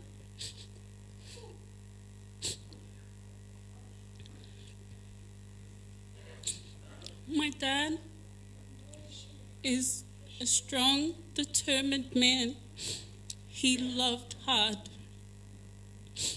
Not only did he love his immediate family, but he also had love for his extended family and treated them no different.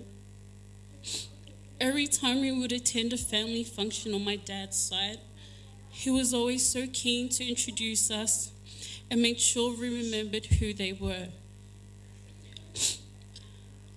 In my eyes, my dad was an honourable Matai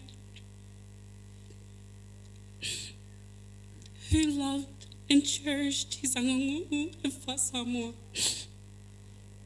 He was very proud of being from Lufi and Vaimoso. Dad would always preach to us to never shy away from our culture. It's what makes us special. I'm not used to seeing the Samoa without my dad standing loud and tall with his fue, la fala, and his koko'o. I miss your voice, Dad. No one can do it like you.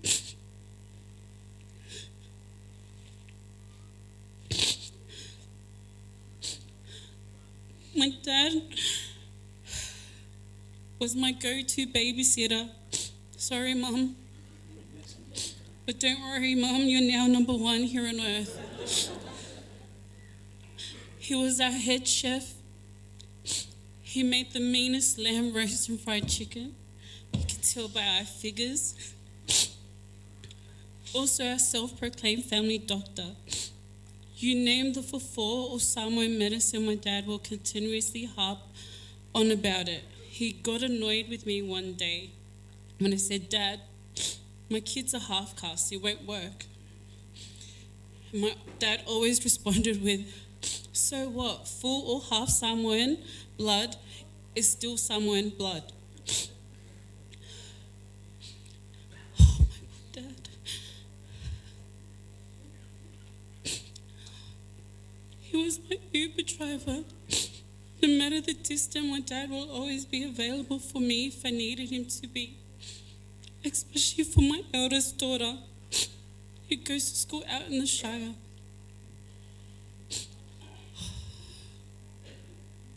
Dad, my babies will miss your love, your laugh, and your warmth nature. Anything my dad did for us, he did it wholeheartedly. He always made sure we only had the best. In our household, we love our rugby league and rugby union. My siblings and I are all Aussies, born and bred. But thanks to my dad, we grew up only supporting the All Blacks over the Wallabies, but Samoa overall. Unfortunately, Dad couldn't turn our arm when it came to league. I'm pretty sure all of Campbelltown knew he was a Penrith supporter. With his flag mounted at the front of his bonnet, Dad kept harping on about Panthers going for a 3-peat. But I think my Brisbane Broncos will take the shield from your team, Dad. My heart isn't ready to let you go.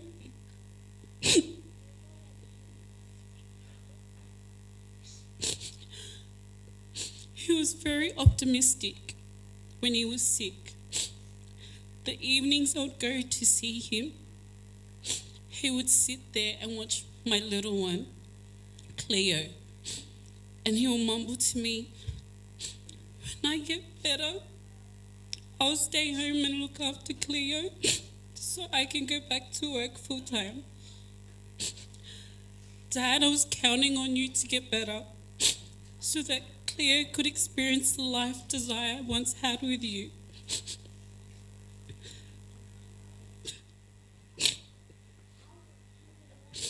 Thank you, Dad, for being the best papa to my girls. Although Cleo didn't get to spend as much time with you, but I'm at ease because Cleo knows you're her papa.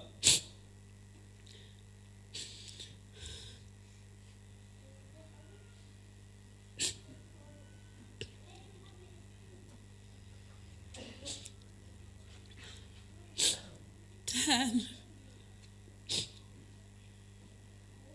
Desire's heartbroken. My baby hasn't been the same since she left.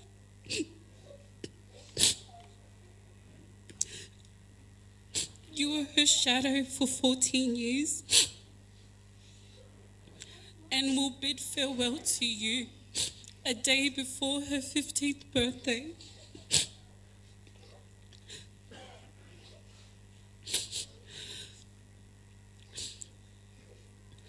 My dad's last few days with us in hospital, he sat us down and told us what his wishes were for his final days on earth. I hope we've made you proud, Dad. It's been the longest week of my life, but I don't want it to end. I want us to still worry about you and make a big fuss over you.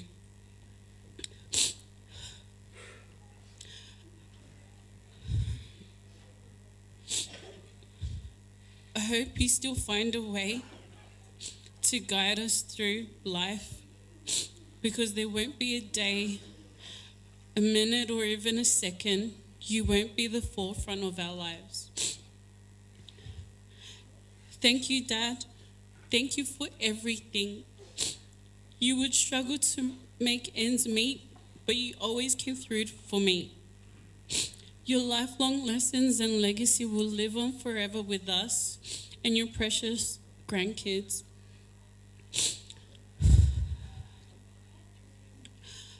I would also like to thank you all for making the time to attend my dad's final night here on earth. It's a testament of the man my father was.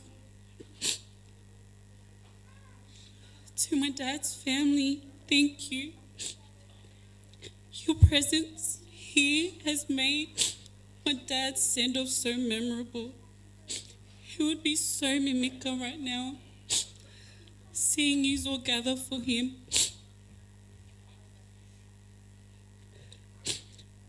To my mom's family, you've all gone above and beyond for us. We can never repay you for all your love and time throughout our trying times. Thank you. To our church family,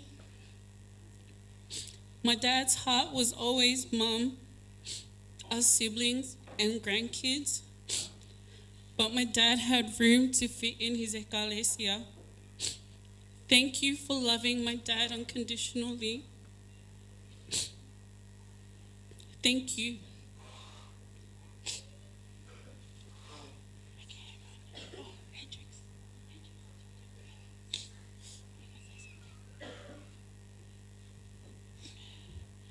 Okay, where's your chair? Whakali mai le sauli makai le makoa inga.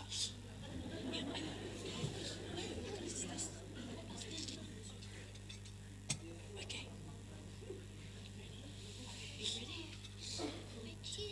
Oh, you got to stand. You got to stand. Ready? Okay. Oh, okay. Do you want me to give it to you? Oh, sorry. Do you want to? Oh, yeah. If I kaya langa la unga.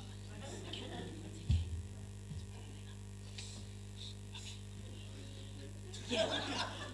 Yeah, show you better. Yeah. Okay. All right. Yeah, whawhetai mo le awanoa. E mua lava na silevi inga ma le whawhetai le atua. Mei sile sunga whawheagaiga ma taitai o lenei aso. Yeah.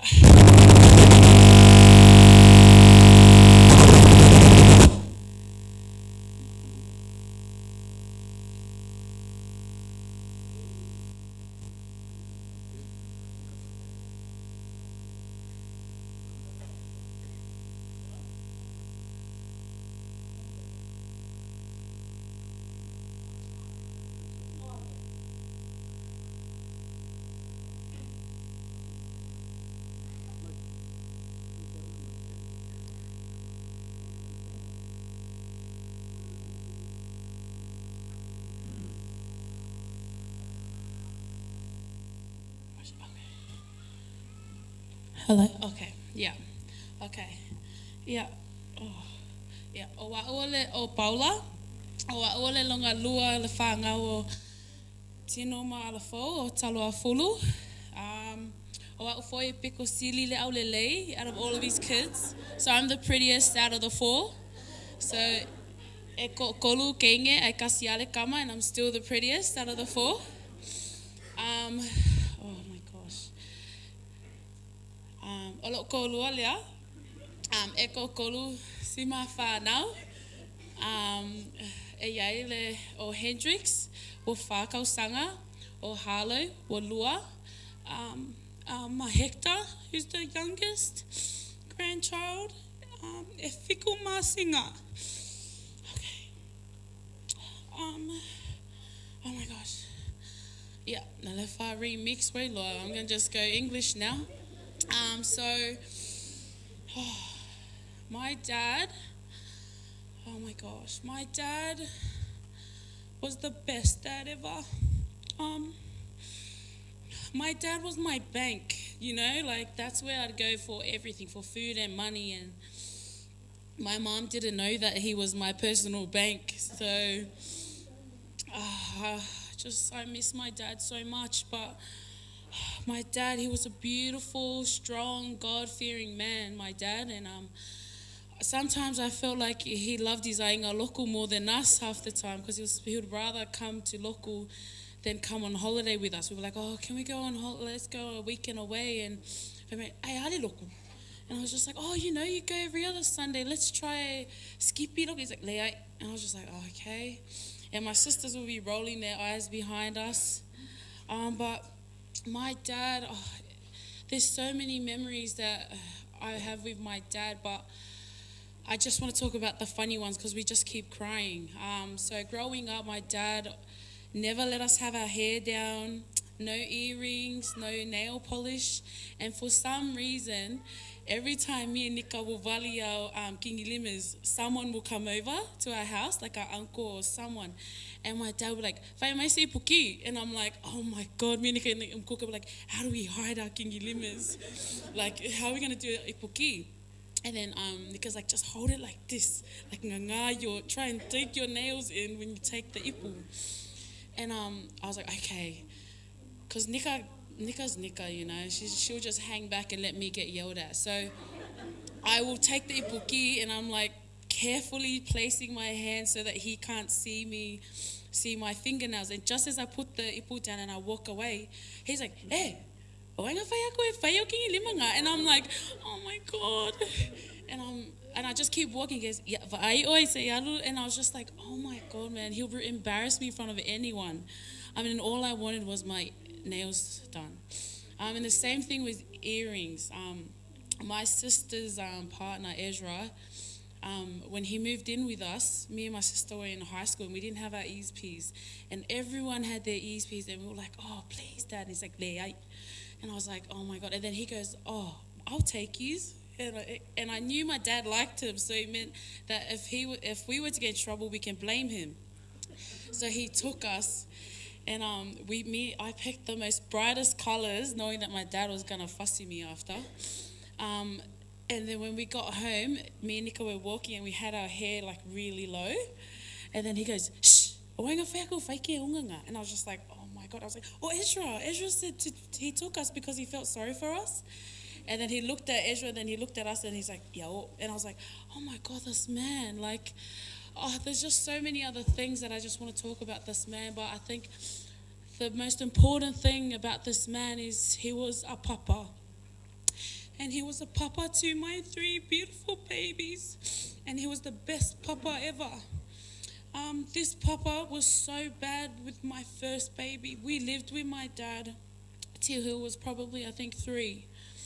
And this papa pretty much did the first of everything. So my son's dad was always there, but my dad took him on his first bike ride, took him for a walk every night, gave him his first little pua'a to eat, and everything. So like this, my dad was so bad to my son where he's such a kangi vale, and when my dad was sick, my dad would be like tired and my son would be being a sook, and he's like, and I'm like, you're the reason why he's like this, because as soon as he cries for something, my dad will give it to him.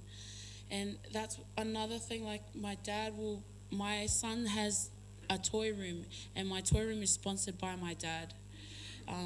My mom hates it, so as soon as my dad buys a toy for my son, she'll be like, "Ave me karanga ko fale la PCE." And my dad would be like, "Ku umia ka meiki." And if it wasn't until my dad passed, Nika and my mom packed all my kids' toys at my parents' house and said, "Ave ko fale le se papa I."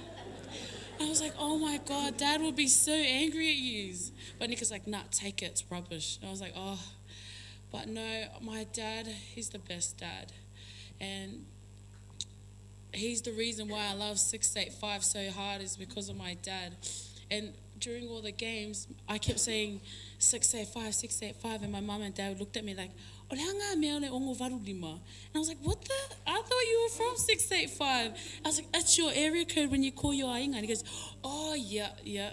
So he only knows that when he has to call his family. But I'm just rambling on now because I try to write a moli mau, and every time I wrote a moli mau, I would cry. So I'll need to see if my sister behind me wants to say something. She's shaking her head. So see, this is normal for her. So in school, I think till year 12, I had to write her lunch order. She was too scared to go up to the lady and give her money. Even giving the money to the lady, she was pala ai. So, but yeah. So do you want me to say something about you? So Nika here is pretty much the chief at my mom and dad's house. So the only people at home now is LJ, our youngest brother, and Nika, and my parents. And my mom and dad, e pala ai lea, you know, so she's the shot caller, and she's also their accountant. So it's funny because when they need to do something and Nika said no, my mom and dad will be at my house. They're like, "Esangi aku kau email aku vaenga ia." And I'm like, "Don't you live with Nika and Eulogy?" And they're like, "Lea le fia fia Nika ngai ke I ingo Nika ya maua." And I'm like, and then I text her, I'm like, "What'd you do?" And she goes, "What are they doing now? I told them not to spend any money." So like, but yeah, no, now that my dad's gone, he was also my accountant too. But now Nick is the accountant. She's going to decline all my loans. But yeah, no, we're very grateful to have a dad like our dad, and especially a papa. I wish Hector got to experience what it was to have a papa. My heart breaks for my sister and my brother who didn't get the chance to have their own babies and so they could get that. And I'm so sorry, Dad, that you literally did so much for me and my family. You drop off food every week, and like mango season's coming. My kids aren't gonna eat mangoes. But I just want to say thank you so much, Dad. The kids love you. My kids keep walking past and saying, Papa's sleeping. And Hendrix is like, a couple of days ago, he goes, "Oh, I know what I want for Christmas." And I was like, "What do you want? What are we going to ask Santa?" And he goes, "I'm going to ask Santa to bring Papa medicine." And he wants to see his Papa. And he just wants Papa to just give him a high five. And Dad, we miss you so much. My kids miss you. Harlow looks for you. Harlow mistaken some of my dad's brothers as her Papa. And my mom's like, "Lei, a lot so Papa ngai e aulele aku Papa I vaenga la." And I was like, yeah, she's right.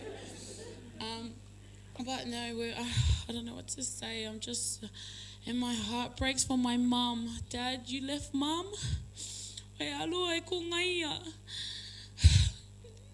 You were supposed to be Mom's life partner. And I could tell you were fighting very hard. Dad was fighting so hard. The night before he died, he sat up, him and my son. My son loves pork, you know, the big pork and the spit, the umu. And it's because of my dad. And the night before, my cousin dropped off some pua'a, and my son sat next to my dad on the ground and ate his pua'a and fasikalo, and my dad just kept looking over him and luluing his head. He's like, "Yeah." And I was just like, my God, I'll do anything for him to sit at the table and eat with us again. But that's just not what it is. We'll look after Mom. She's now our number one babysitter, even though she calls as soon as we leave the kids. Like, "Oh, make here." And I'm like, "Oh my God, it's been 20 minutes. I'm going to miss you, Dad. Our local misses you so much. I don't know what we're going to do without you, Dad." Okay. But yes, I just want to say again, thank you so much. And my dad will be so happy to have all his family here. But I just want to say a big thank you to my mom's family, my cousins. My dad's day wouldn't be as beautiful if it wasn't for yous. And my aunties and uncles, as soon as my dad was sick, yous were there with food just to even talk to my mum or for us. You guys are there. I don't know what I can say or repay my family. They're there till the morning, till the night. And my dad's family, thank you so much for everything you guys have done. And may se lo ka sengi. He knows who he is. He never wants to be named for these things, but oh my God, guys, thank you so much. My dad would be so mimika how beautiful his day is, and that's because of you and everyone. So I just want to say thank you so much to our family. Thank you to our Inga Loku and Lupi Taumara. My dad misses you too. Oh my gosh, and that's about it. I'll see if my sister wants to say anything. Nika? No, she's still shaking her head, so that means she's done. But yeah, thank you. Are you going to say? Oh, yeah. Well, this is my honey. Kingo said that I'm the new head of the family. sorry, Ezra. And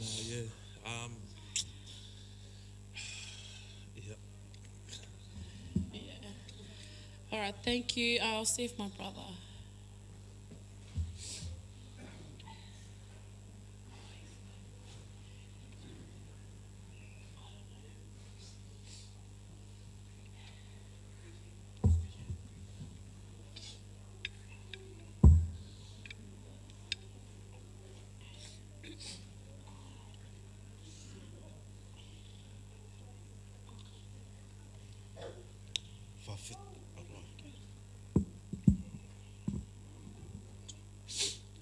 Whawhetai molo o awanoa o lea whaatalo whaatu ai lo sunga o le sauninga. O au o LJ po Feagaiga. O au lea te li o Taloafulu tino Feagaiga.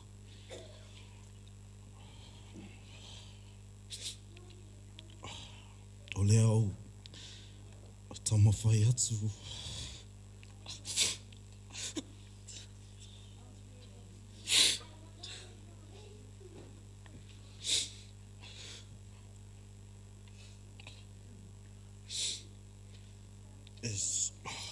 Sa moni mau, mo le maa mawhutanga malau tama pele ina Taloafulu tino Feagaiga. My dad, man, he was fun, loving, and caring. My dad, he would always put myself, my sisters, and my mum first before himself.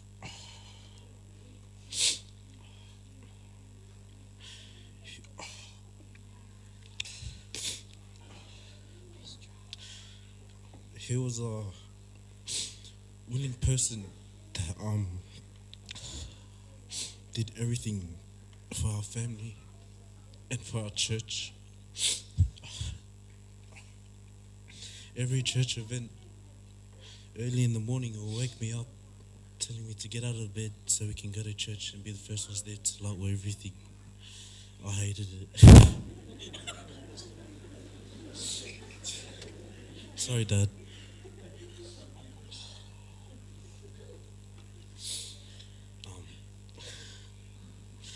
Just thank you, Dad, for just teaching me everything. Just not everything, but just miss you.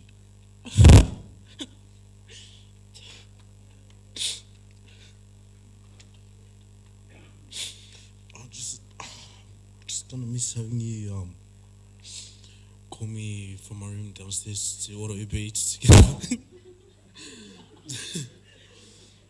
And,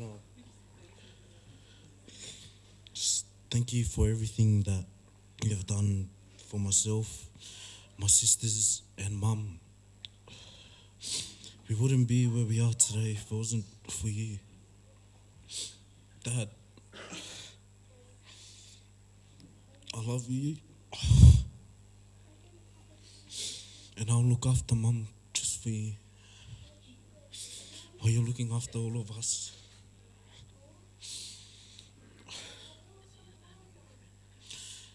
No.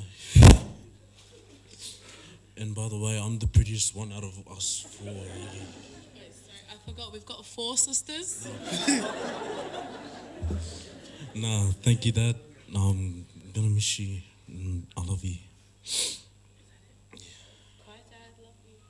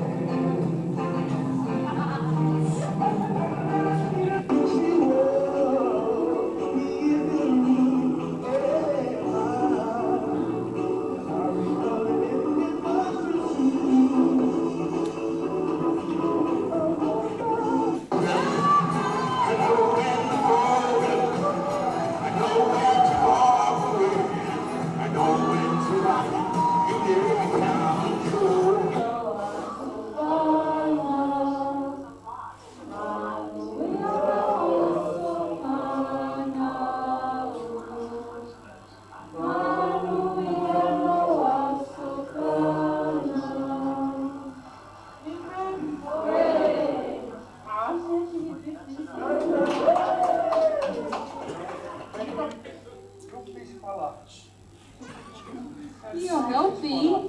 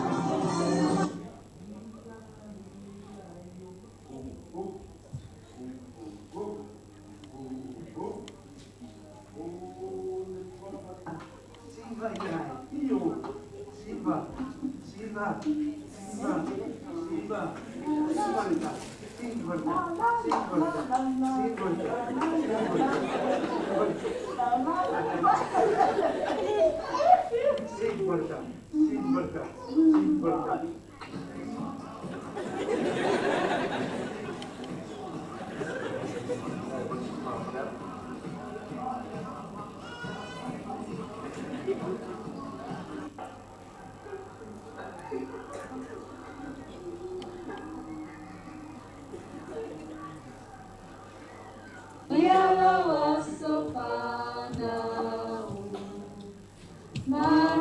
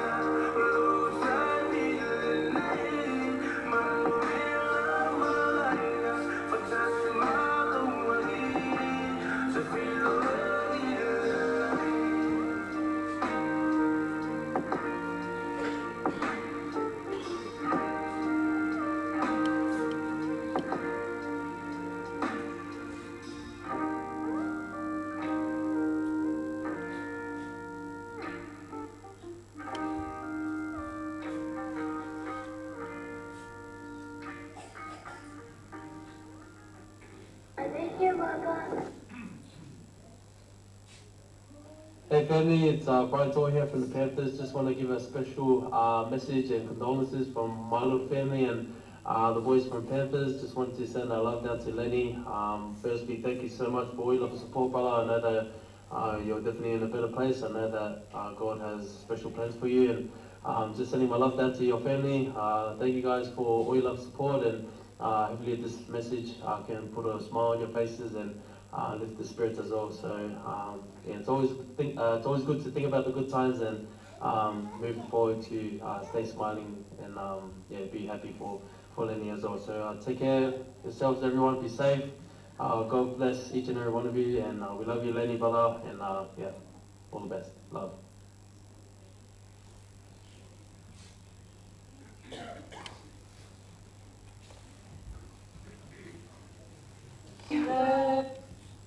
Ole whaua wina o tātou ko kalame, lewa tanu mai mōri mauale.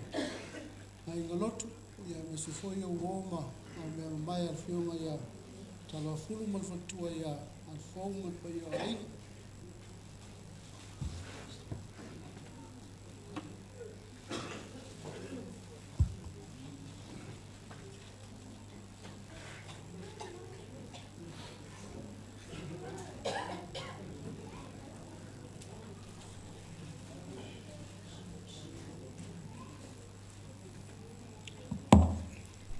Mo molavana o whatalawhatu I le tai o sauninga marana o wa.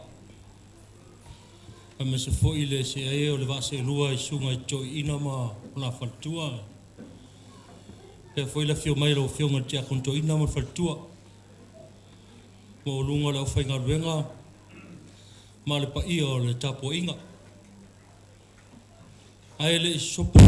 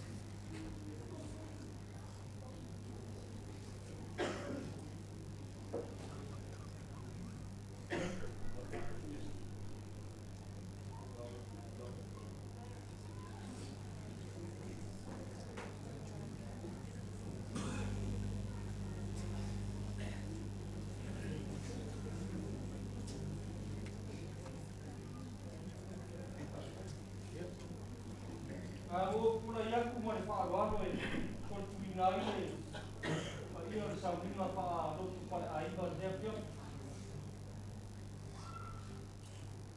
O te tia iai e mai le sui pa mao ni taha vela e. E leo se mori maua alo o kau e mori se ngara whaakai. E a piona e te akono na Taloafulu. Tasi ua loa ma tama o tasi ni tala vela ilana tute fa ti a kono e masanga I ma tou rai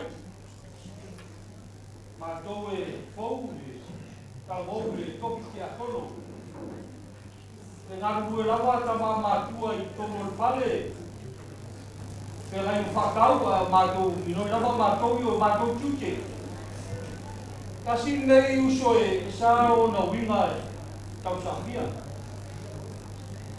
E se fori na nui. Te ase meo te sau nei le kare se mo pen. Kare I whamati. O ame e whai anu tawa vela e whai mei nei. Sa fori lo ki tilo nei uso.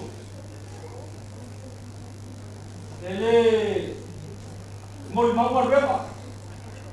E le mori mau di upu. tangata e Taloafulu e langa me lelei e atia e ngā le tua. Le whakoma mai uso ma tu whapine o Taloafulu. E le ta whao Taloafulu i nei Australia. Ngata o loa la tua i tono o tanga wenga.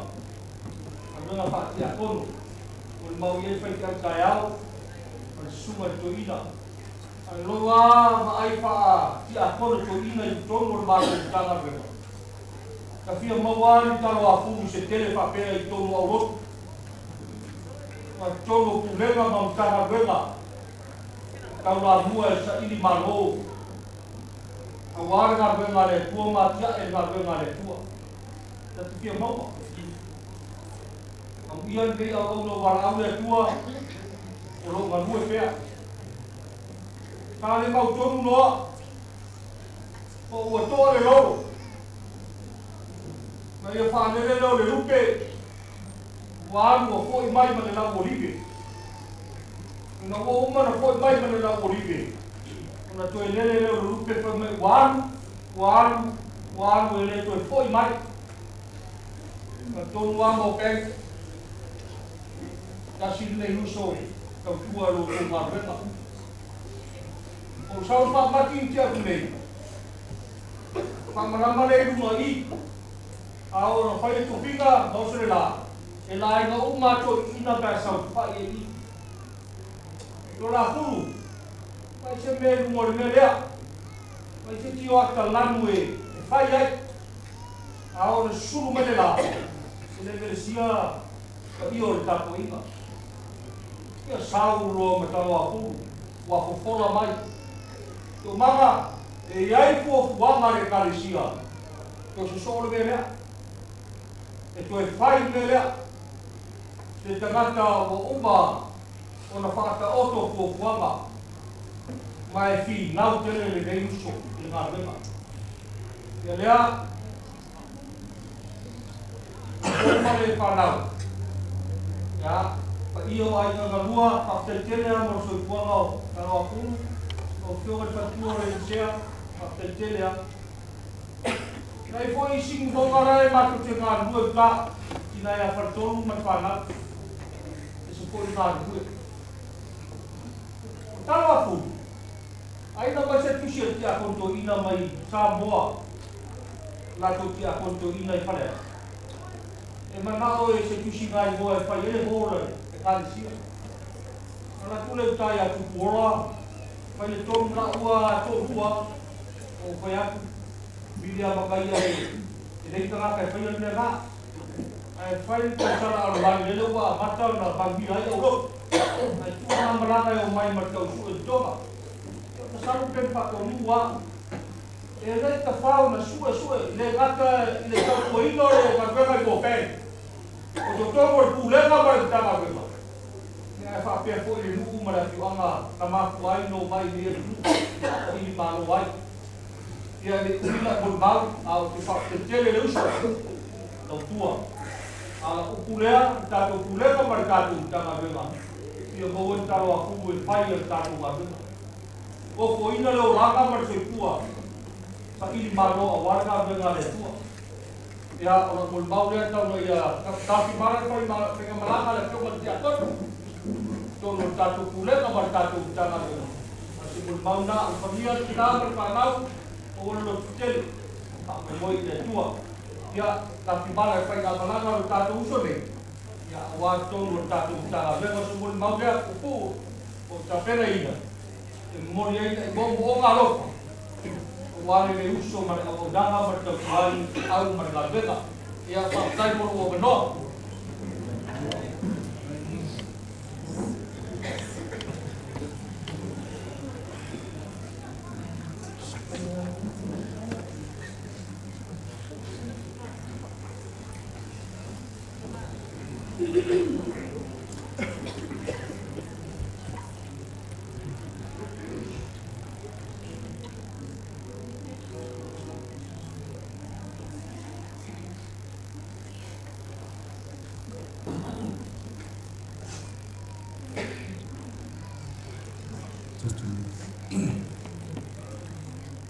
Ia,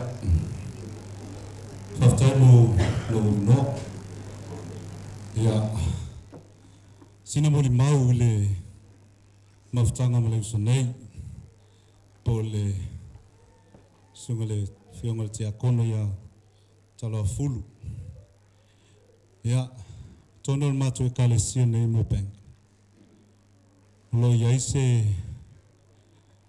fala putonga ta o le MTTM ya mo Latu e leo si le fie na le fa umio leo maftanga to ngani matu fa fine Moorebank o maftanga lea o lo fatama ya ile matu tama fe au ya fatna yele sna ya tamara ya eleni to finger name of tanga mato matua ya mato na lo winga mle au mato no le maftanga ne ya mafuta sa mato amatalia name of tanga mato fatina nai ni fufonga foi le fa le nganu ta tonu sa to telefoni si sa mata ile foi fuanga mato fatina nai fe au fa Samoa ina ia nga wai mai ia manatu malangona o palo mafana ufana nau tonu atunu nei Australia New Zealand ile nganu tapina ina swavai se tulo ia manisi fufonga pena pe o tulanga le sa mato fa maite ia ile maftanga mato sa vale foi le ita ya Taloafulu mato te asiai ina ua mai lona lawa ya ma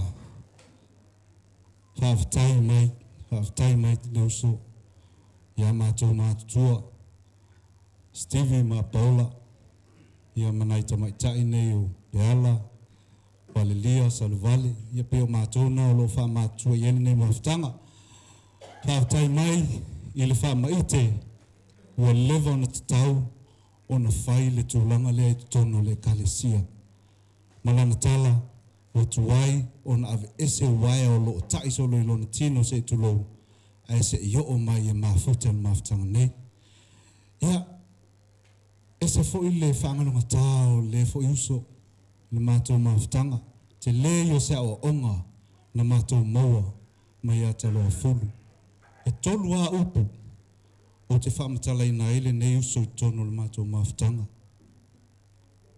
whamapopo finau malo alofa upuna e tolu o te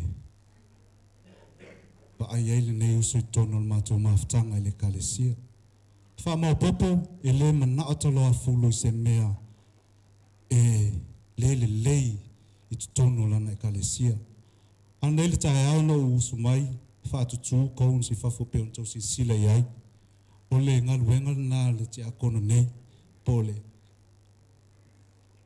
au tustusil mato e kalesia mea umai whai nei na e tau si sila iai o le au maingo no foa ma mea whapena o le uso lava le nei ta I mua I fufanga uma ese le mesia fina malo au tau sila I ta alonga o le au talavau whai ne I tau whaapea e mana o Taloafulu e whaia ina lana au talavau ai ona o le ia o le au ta alo le a lai ona le malo o le alofa ea o le upu le nā peye kawa uma I ane I fufanga uma le alofa o Taloafulu tu tono le matu e kalesia lana au talavau pe le sunga le tai ma fufanga uma lava e whai tono lana talavau le ua tātou mole mawina le nei fiafi pei lava le upu le nā o lo au mai ai I mole mau umole nei fiafi ma lo whaaftai Taloafulu manuia lau malanga ia la au mai le MTTM ia e whai le lātou pese e au alofa atua ia te oe le nei tu la fiafi lo ava ma lo whaalor tele whaaftai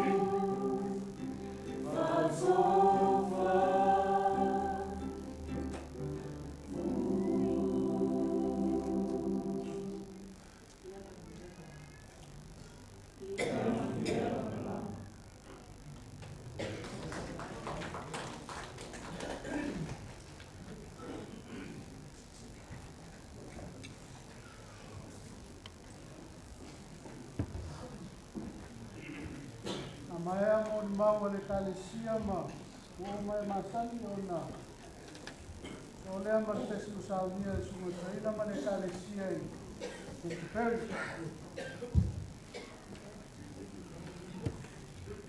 Ia tara fatu lo suma te tai. Atu lava le fatu i maori ta maruenga suma i toina mo lato faltua. E le ngata foi leo le fionga i le faltua sea. E maru lava le nusa nia fiafi. Ia maol mato o banoa. E faisa mato mo le mau misa whanau. Susai mo le mafutanga mo le fonga le kalesia po le fionga e a Taloafulu. Ia ele te tele sama tu tala le tonu lava le wono fale a satu ia maa ia winga tau sa fio Taloafulu ele to yo ese ma tu fam talama ma le wo mona to la blau le ngata i te mane i to fa fine mauso ia tu tonu fo ile ainga o lo no foi Taloafulu o lava lea ia e fa tai tele Taloafulu i lo so so mai a te au malo vai vai te tonu lava ia o le whaamarosi e Taloafulu ia te au malo wa inga ma sia whanau i umwhai ona mātou o fo i lesi tūlanga i sili atu ona tau sa fia ai vi ia ile atua i mea ua mātou whaia pāwhtai tele ia manu e tele lau malanga Taloafulu ia ala fau ma le whanau lotu tele te tonu lava ia o le ingo lava leo i tātou ia wane i ngalo ia te oe ma le whanau ia ele ole wa u male tua o Taloafulu na whangata leo tātou maafutanga le e whaawau pēr ia po lea foli whingalo le atua ia te i tātou ia ona whatoa tātou walawala le male ngā whaaralo al mātou pese lea Taloafulu ia e au lofa tuai i tina ia ala fau ma le whanau pa ia inga lua ia le ngata i leo le whainga malanga le whionga le tia kono ia Taloafulu ma le ngā whaafutai.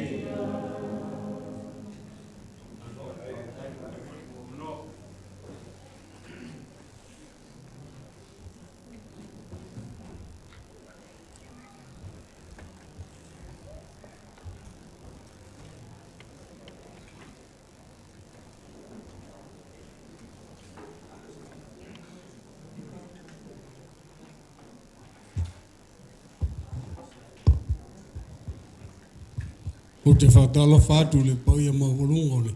Ta pui ngu malu le so. Wala no utulai o na wa maua I sa unanga le whaiwhau. Misi o le kale sia e whia mori. Whia mori mau mori. Taloafulu. Ia o Taloafulu. O le tauris fulu ono ai neo tau sanga ma mafuta. Ma Taloafulu le kale sia e Moorebank. Ma te mafuta. Ele whaia se. To uluo to fine le sa la nof. Al fau. A motiana. Ele whaia de o latu to uluo temina. Ana o maua mo peru. I matina. O se mafutanga mafana. Talua foi o na tu lai tofi o le lotu. Ele Italia Taloafulu sa u. Moni ai sa unanga o peru. O se tu la fale ese le falo. Moni a famau. E ia o na vai ai ta foi alfo o te lo ia o na vai. Al mafutanga. Ma tau Taloafulu. Le o tauris fulu ono tau sanga I tonu le kale siene. O mama futa male o lua alfo. Talu ai la o na bato si whaelova. O se whaamatala ngaleanga. O se o ta mawhai au malfalitua. E tau nuu mai mua penke le lua afes fulwa. Le eli atoa se onu ma. Tau sanga o lana nofo inga. A lena ma tau taalo mai ma. Ma tue ma tolo po. Ia mali tala malvei. Lea la ua tauris fulu ono tau sanga. Se tangata ele whaangalo ngā Taloafulu. Ia leanga o tua fine le nofo ma Taloafulu. A wala no tula atu. Nā le tō lua ta mao le kalesia. Ia o maua malo uso o peru. Ia o maua ta mao le kalesia nei. Ia la ua usa wai. Ia nāna. Whaeloa. Ai le tele. Ia whaaftai tele. Paua lea Taloafulu. Ia manuia la malanga. Lea fo ise. Vai ngā au tā. Tau mafuta le olanga ne ia. Paua e whapena lava. Whapena le soifuanga ma le olanga. Ai manu ia tele la malanga. Whaaftai.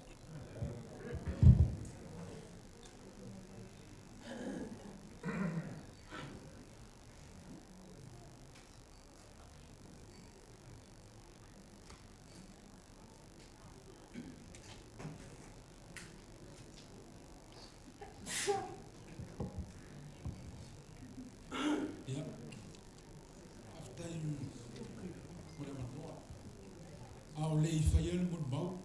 Ia mo bon whatara whatu. So ta tai mo. Ia wā. Mese fōi e suma. Tamatoina. Mese fōi e o whai bon maftara ne fiaf. Ia. Ta tonu taufi wa vela whala. Te lofo o le monobu kufu le. A o tula iatu. Ia on sila fia. Ia.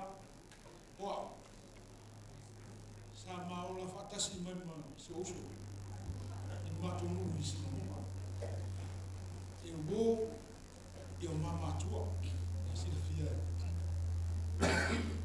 O fio tau sa ili se mea mata mai le mun mau. Ale a mata mai le mun mau. Vai temio la onga. Mate le a onga fatasi. Sa onga se oso I avele. Korisi avele a temi le vai temi o tasiva fituar a lauta o ngelu monga a talata a o lota mai ia ona fe au mele o ma oe fa au ma to fa au fo mai vai la unga le sita au la unga le sila fief a vai temi tonu ale fa to a vatu ile piano fo al mato aurot ia tanonole mato fo you peli si fia ni si ia awane watu se si tono farsa lava rua ai se umo rua tu e fa ta ilu ala uma ole winga le tala ol mato fa au na vite mtoina ol sawaia e be uma ol sawato ile ma sa e ma fo ol stoina fa kan pa ma ni tato Lei non si sta armando a guardo fo. Devo uno stumo. Non la si sta armando. E la tutto in. Kami sama o ma pia mo mari leuso. O e pese. Pese na le te na fa wa ina da ma tu la mo. Sa ta so so. Ya. E o bimo no. A tangi no. Un mo mo mo. Ya. Vea sa ki ma ma ka no se o. Lui è una bella fa, il tuo cuore non lo fa bene. Ma so, ma ho una cosa, non va bene. Quando trovo un cavallo, non va. E fai a tutto un matto, ma ti ho fatto delle danni. E non trovo la porta, ho lasciato a uno, non lasciato a uno. E le mie come tu come abbiamo fatto, non va bene. Ma tu è tanto non è un po' ma tu ma ho bene. Sirama. Na kalbaito. E alu sa so wani me ai tu wale pa ia ma. Ia fitu valu ia o wifo New Zealand o le lo nei po ina mo mo fo New Zealand. Ai mato a ma fe lo i nei ma se uso tasiva iva fa. Ole mesa fa i Bankstown. Fato au saua mai Australia. E uman mato pese sata. E uman mato pese. E o tu se uso. Mai na saun fea. O le fato alu va so tonu sau. Kita vero sau ia lata su se mai pese mato be. Ia mao e ma se uso. Ia nei umina watala. Ina o mai se uso. Sa ma tatanoa o le mata no muli ama se uso o uni. O fai ai. A maua o te leto e vili atu. Ai te wala au mai o lofa. Wale se leo. A te o sue atu le telefoni o uni ngata mai ai. Ia sa ese o uso o le ema te au rotu fatas. Fa mai ta te o yas. O te leilo le fale. Ai te o vili atu ia si o to fine fa mai. E mo tu waru malanga se uso o le ala foi le o lo sau se fai atstala o lai o ma le mato tu pulanga o lo New Zealand la mai fai fa mai senga o le ala le o tam fai o le vano no foi fa fu tau so mai so wa no sau mo le atu lo fa anga le o uso New Zealand ai mai se Australia nei ya ala fou ma le panau ainga se foi to fa fine o Taloafulu ma o noso ya le ia se fai loto le wala o mata pena le tu le wala tasi tato te uyu mai ya Taloafulu mang miala malanga le ala o mata pena le tu o lo fafo ma to o pese o le ato a le la to atu le pese nei o le pese nei e se fifi e se uso o le pese ono su ma tolu ia o to so swani ma le uso o le pese le la to inatu ia tato pese hello sua fa yesu e uamali ya te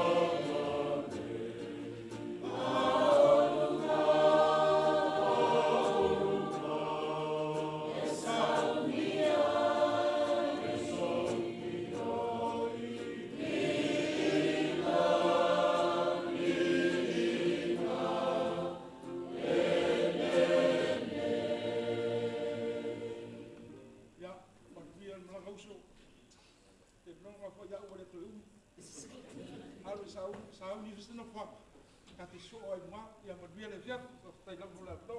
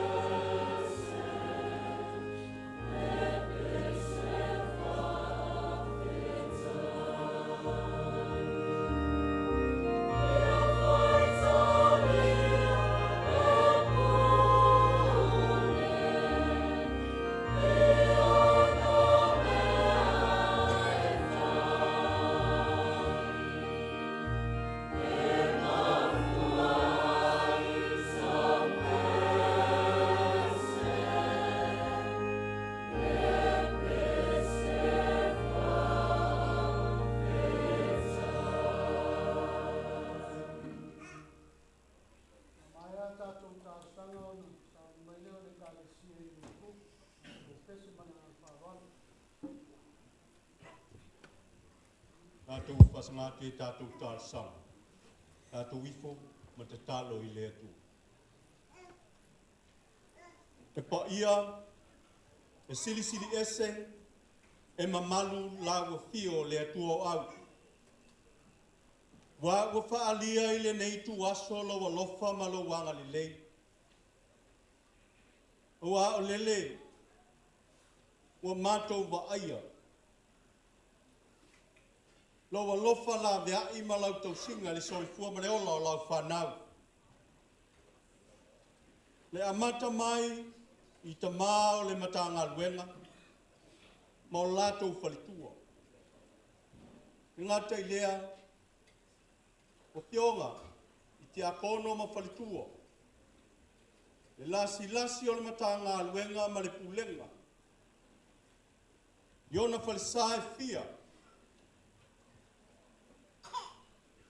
Ai whapea foi, I whapea ngainga ma o latou whalitua. E kale sia ese.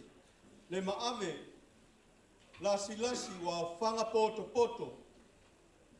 Lea ua mātou whaalongolongo.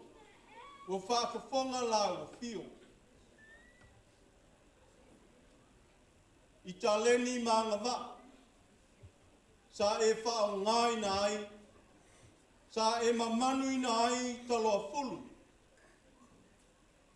A o whenga I ai maona tiu te whai.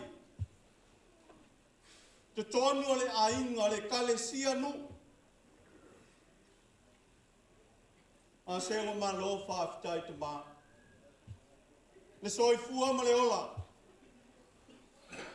Sa e tu wina le nei au nā ngā. A le awa mātou mōri ma wina le nei tu la fiafi. Iona toe sa uninga whale ainga. O maoli mau alo ma whanau. Le loa o lau kalesia. Le ngata I lea uso. O tua whawhine. Le mata lasi leo lau lofa sa e totoina. I le whatu ma le mawhau. Au ale lumana I o alo ma whanau. Ale kalesia ne. A se whatai muanga fo I lea tamaa. Mo tupulanga lalo vaoa. I te tonu o ai. Pa whetai tama. I te soifua tautua. E le ngata I lea. O taleni. Sa e foa I a te I. O whao ngaina. I taimi o le maftanga. Pa whetai lona soifua. A o whenga I ai. Ma le tausinga o le tolua, ma le whanau. Whawhetai au ai I lava ina iai whese inga tutonu o ainga. O le tūpito sili o na mātai, ka mā. Whawhetai. O waulau tāpena ina, o Taloafulu. Lea wa mātou mori mawini. Whawhetai. Whawhetai ala whau ma le whanau. La lātou māwhutanga ma le tamai, la lātou tausinga. A le wai umanu. Wai, le tausinga le tina ma le whanau I le tamai. Whawhetai foi, I mātua, sa apipele ina, le soifua o Taloafulu. O mai ne yaso. O mori mau I ai a inga o nuu ma e kalesi. Whaafitai tama. E le mawhai o na ngana. E le mawhai lo lofa. O mea ia sa e tā pena ina ai le soifua o talo. E mātou whaafitai. A wā o se sulu e mumupea. I te tonu o mātou ainga. O le nei e kalesia ma le pulenga ma le matanga alwe. Ia whai maoso a ngā o I mātou ma o mātou ai. Whaatai Jesu Keristo. O awa umana e so sofa ina. E ti ngā ma le matuitui a Leoti. Le tuunga mau. Aina e manu maloa ia i po i le sātou. O le whailonga lea. O le tatonunga le mū. O le soifua. O le talitonunga ma le whaatuatuanga o le au kerisiana. Lea wa e manu maloa. I lo soifua o fo i mai. Mātu titano whaatu e sele. E te le awa i wainga. O wha le tonu o le tangata. Ka mau mātu titano. Mi se e mani wha le tonu o Taloafulu i te tonu o mātu ainga. O lau e kālesia. Ai le ngata i lea o le vā o Taloafulu.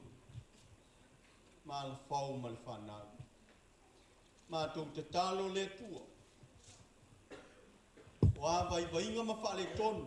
O anga sala o whai. Ia e lofa ma wha mangana. E tau tua o le tau tabani. Ni o mātou wha le tonu fōi. Lo mātou bāwhisa o ta iai ma Taloafulu. Wha ma mama wha mangano i mātou e ale toto. I o Yesu Christo o mātou i wha. Ale mātou o lenga. O e le tua. O le tua talimana. Mātou tu ina atu nei fia. Na ia e lofa ngia. Pai uina manuia. Ta penanga mato e aso lo mātou. Ia lofa ngia fo. Pa mai se fa mawhana whana lau. Fio i tina ia la pau ma le whanau. Pa mai se fa mawhana whana ia inga na lu. Le kalesia. Lau au auna ma le whalitua. Ma le kalesia. Ngā te leo le pūlenga ma le mata ngā ngā uso ma mā. Uso o gō mai masana. Ia iai lo wanga le lei toi taimi o le mātou mātou. Ai a vea ia tofi matiute. Na e mamanu ina ai lo mātou uso. E whai ma vai la au au ngai lo mātou wanga i atu lumana. Tātou malau o fio ele nei pō. E oi mea Pa siri siri nai lava lo suafa mamana. Ono Yesu o mātou talo mole atu ai nei. Amen.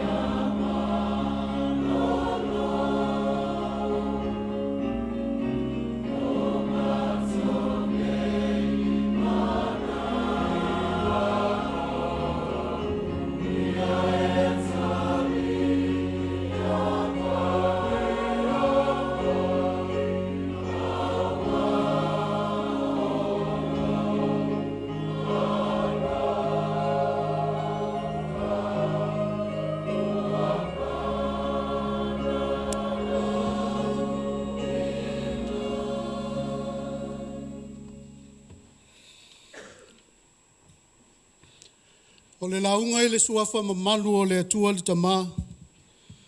Le atua le alo, ma le atua le anganga sa. Amen. Ua whaongaina le whai upu e luas fulu ma le ono. Tusi mua Paula o le kalesia i Korinito o lona mta upu es fulu ma le 5. Luas fulu ono e whai mamatua o te toi whai tawina. O le toi fili e wha umatia o le oti lea. O le toi fili e wha umatia o le oti lea. O se manatu au tu e au iai le neia fiafi. A vea le oti mauo. A vea le oti mauo. A tonu e tupu ae se fesili mafaufau o nisi. Po le whaifi au ea ua wha le tonu le mafaufau. Ua fia uo ai le oti. A wao le upumoni. O le fili numero tasi lava le nei o le tele o tangata. Ai maise pe a whai e le o tu mau. Le tali tonu i le tala o le ke riso manu malo. Ai o lava i tala o le tuspa ia. O loo mata te tele ai moli mau i le oti. Ua whai mawhili. Awa au maia whaanoa noanga, ma mawhatianga i to tonu o mawhatanga a mātua ma whanau. Ua ma motu ai le so tanga o a inga. Ai maise o whala potonga manu. Le lava ua o i e kalesia. Tele moli mau i tangata i longa i le whātua tua. E lei mawhai o na tatali ti ngā i le o mai o le fili, o le oti. A manatu i tala ke nese, i le vāwhenga iai o le tamā ma le atali. Whai mai na ua i loi o sefa, ua tō le mānawa lona tamā o Iakopo. E mai le moli mau na whapa ui o na whafonga. Ua tangi toi ma songi atu ia te ia.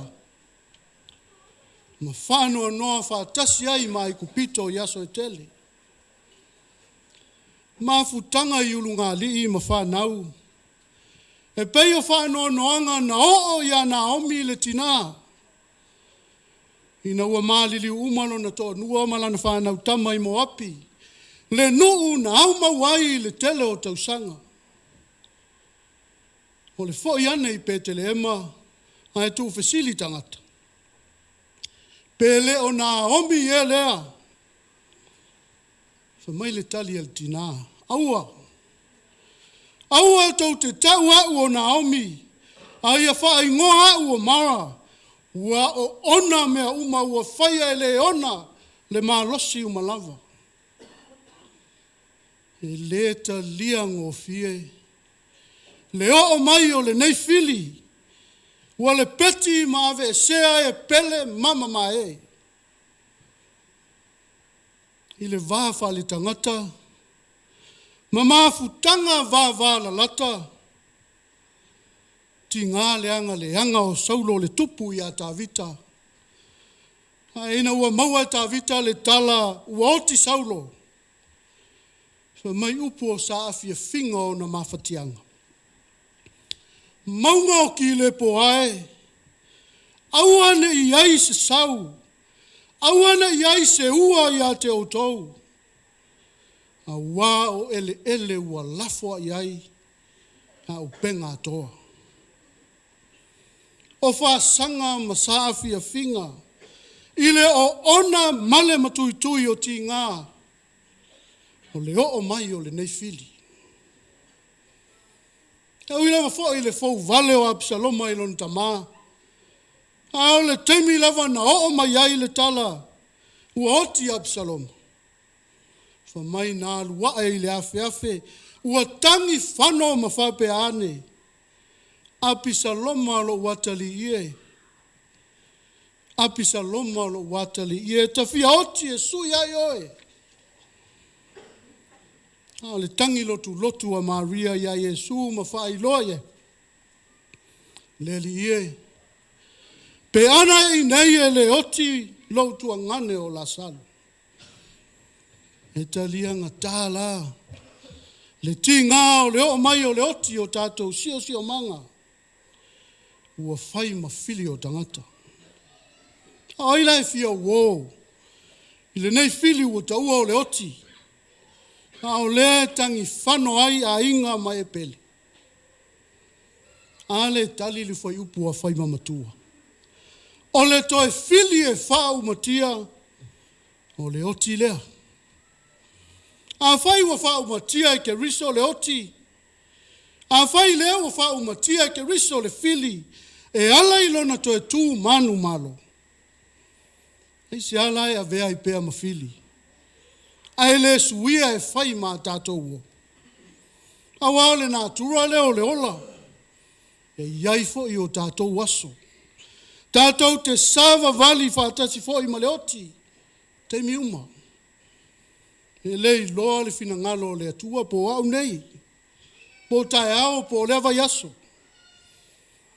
O le pule whai tō tasi. Fa mai upo le atunu. O le maa e tongi whātō. O le mua e le fuatia. O le tau e velo i le mani noa. O le pulu whana e le alufia. O le tia e le seua. O le mua e le fuatia. E whai le moto. E ave le matua. O le fili e le whai longa tangata. Maua lunga pe maulalo. Taua loa pe whatau waa. Tupu pe lea manaia. Poto pe vai vai. E asi lava iai le fili o le oti. O le tū e whatau a ina. Ina ia ta pena le tangata whatua tua. Ta pena le kerisiano wa e le iloa na taimi. E ta ua le vala umai o le matai. A lo whapeo no tātou whaia. E tusa ma lo tātou vala uina. Tau ma whai pēa le apostolo nu ese. Se i wha manino i loto kerisiano korinito. Le winga moni o le tōtū o e woti. E leo le unga leo le ola. E ui na oti ia atamu. A ua whao le ina uma ia keriso. Moli mau whai la unga. E sili le aso e oti ai le aso e whanau mai ai. Mafua isi a. Ona sili le taunu unga o le ola. A le whai mai la apostolo nu ese ia Filipi. A wao lo uola. Ua ia keriso lea. A lo woti. O lo manuia lea. O aila e le fia wo le oti. Pe a whai o le manuia lea. Te fia wo fo ia. Pe a whai e mauai so manuia i tu atu o le oti. E fia wo fo i kerisiano te li tonu wha maoni i le ali. Le tangata e savali e tusa o lona fina ngalo. E mawhai o na talanoa i manuia i tu atu o le oti. E le fefe, e le popole vale, e le atu vale. Na wau o ta pena i te miuma.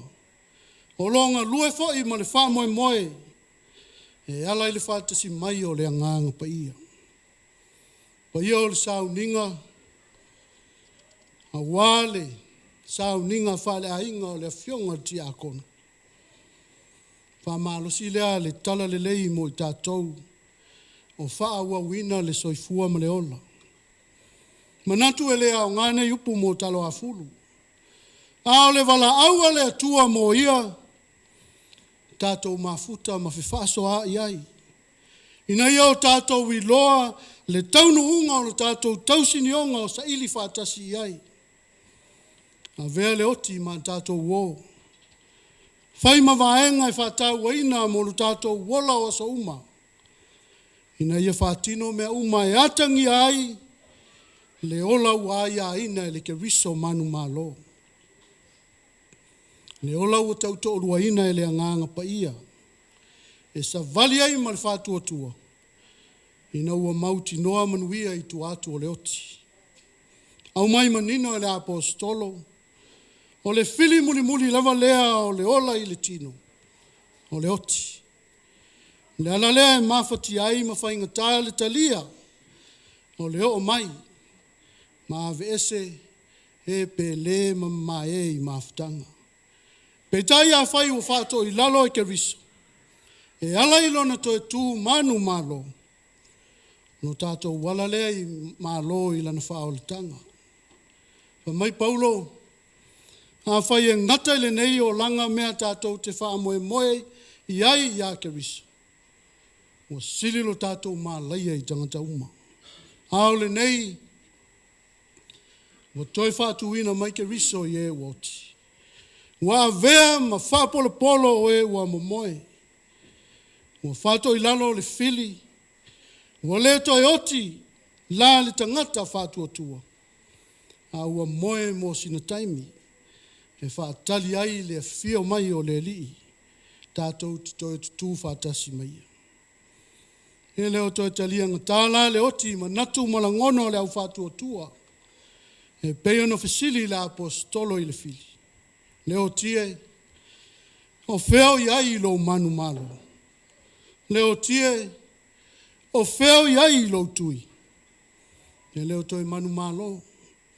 E leo toi ti ngale a tui. A wawa ngau sia e le li ima wha umatia. Ala fau ma le whanau. Pa ia i a inga ma le mamalu o le nei sauni. O te iloa sa manino le sila sila Taloafulu. Ma vea le oti ma ana uo. Ale iloa i moli mau. Iloa i ana ngā luenga le lei. O loo ngā ngana i le au whai ngā luenga mauna a inga. Maise o nei whanau. Na ngā lue ma au na ma le mauti noa. E manu malo pea i na ua whato i lalo ele li i le fili. Muli o le ola. O le oti lea. Ai maualo na wanoa i lona malo e whaavavau. Tātou te toi whei loa i ma mafutai. Pe a whai e vea le oti ma o tātou wō. Ina ua o tātou sava vali le talitonu. Ma whātua tua e le ke riso manu malo u wha umatia le fili. Ai whaola ina i tātou e whaavavau. Wha mawhanawhana ina pea. E whalitua ma le nofo alo. Ai maiso a inga ma le kālesia. Ai tāwhi mana le malanga Taloafulu. Alo Leneuoti tino Feagaiga. Amen. Tātou pese le pese se lau luas fulu matasi wa saunia le kālesia i Campo Town. Se lau luas fulu matasi pese.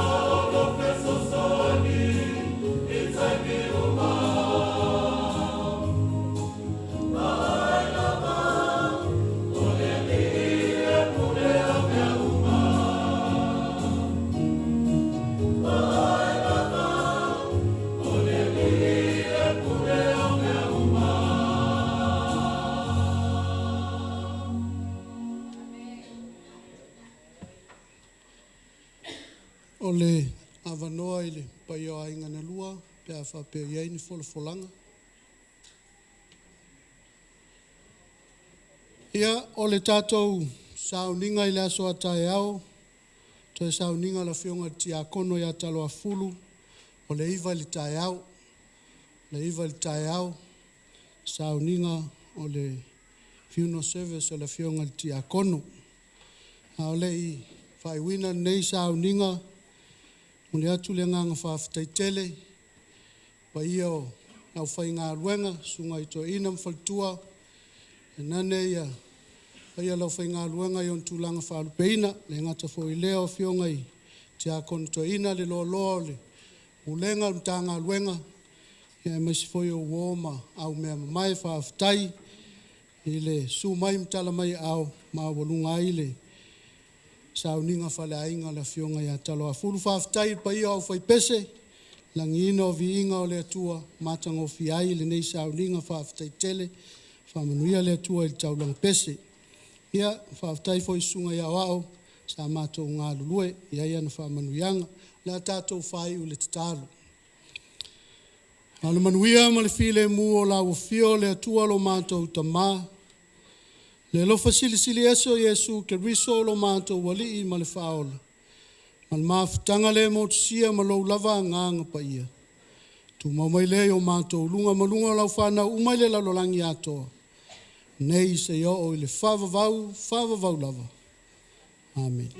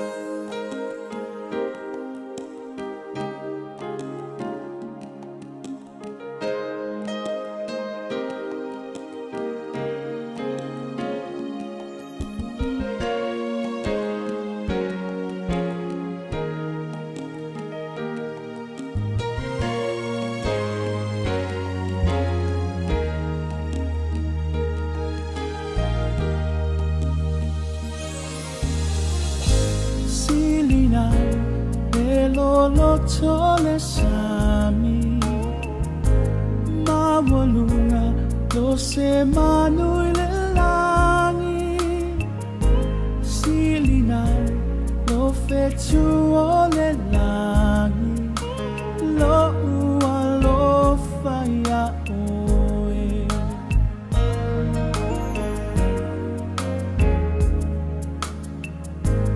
e malosi e mata utia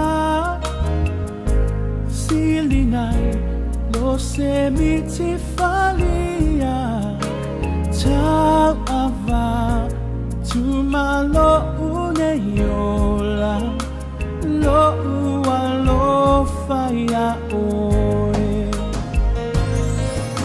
sao su eina oe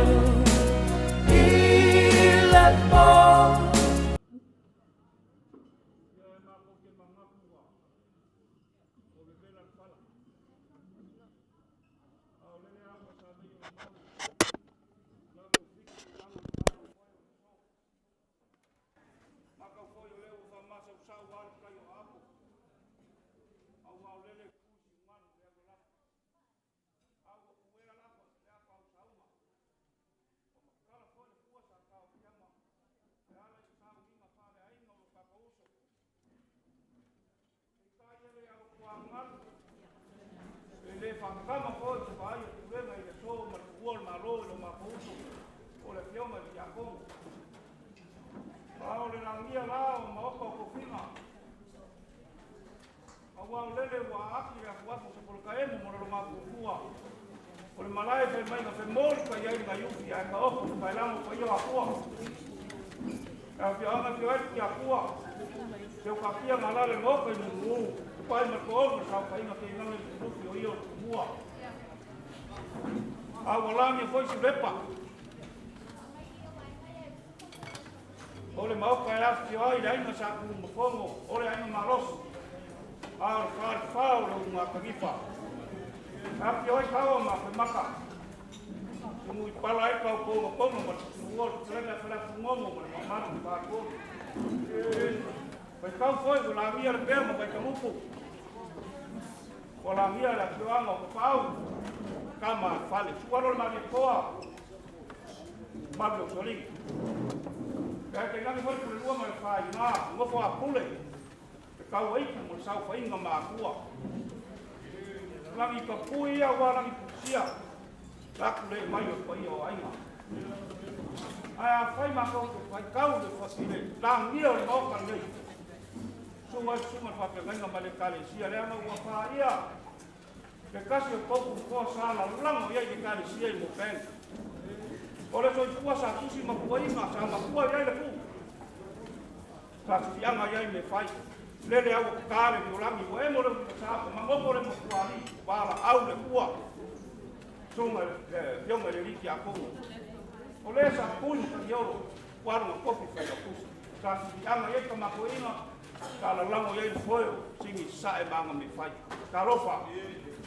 so kia le mo bolai ma le ka fer mi po mo ko sia u pa fai al ngalo ese mai pakta ale a le lango ele ka mo foi le Moimoi ya na ia le fai kau oro ko mo tua mo ma ko ola e fili fai sea sa afia ka ma ro fe mi kwai o ia ma ja ves ma ia mai o ia foi mo ko e ves pa mo winga tua pa te sies.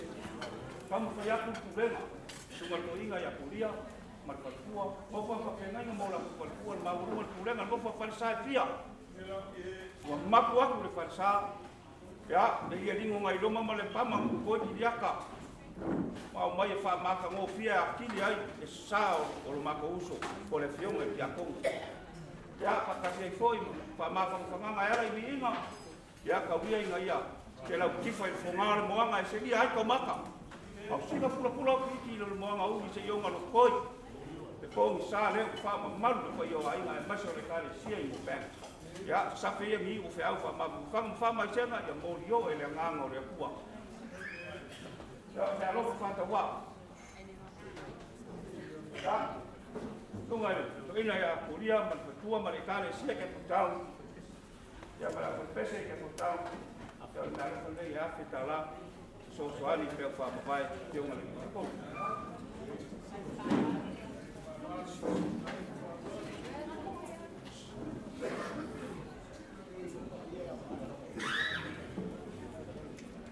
Ya. Como problema, ala ko pese ma kente. Lima será tala.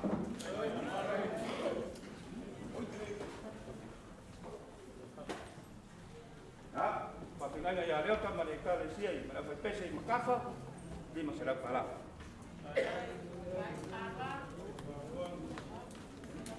Ya, kalau lesia, new group, lumayan malu mereka. Aku pesa lima será tala. Ya, lumayan buena, buah, mereka lesia putih, ya, tol será tala. Watu wai maru kuenga aso kanga le kau le mai ngore aso ya e ui ngai kiki ia le ngomea ya kanga ya ro mai le kuo ya ia ka mara fa nga malanga tionga ya kongo le nga ko ai malu baso le kalesia ai furia kuo le kalesia ko mau ki Taloafulu dele so pe ka o ke usa mo pa ma ko ino Uya karalera, uya ai malua, ko le kalesia, pa. Wah, maro pa kai.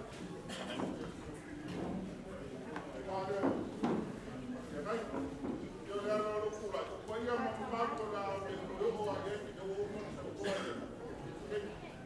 A le ro kula. Mai le sima le, ina. Ya ko ko ma ko ya ko se ma le yo ma Vale, ya lo facto vale que yo Antoina para pues ya te cala.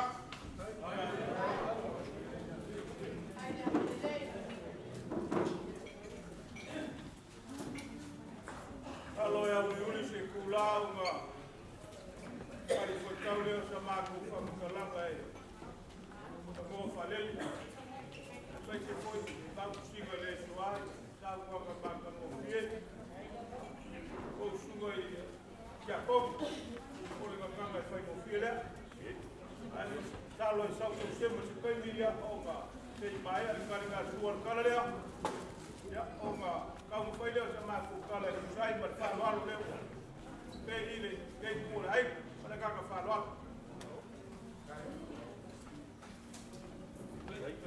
pa me fai kanga lo ku sia oi e mo ni pa mo moi dai dai lo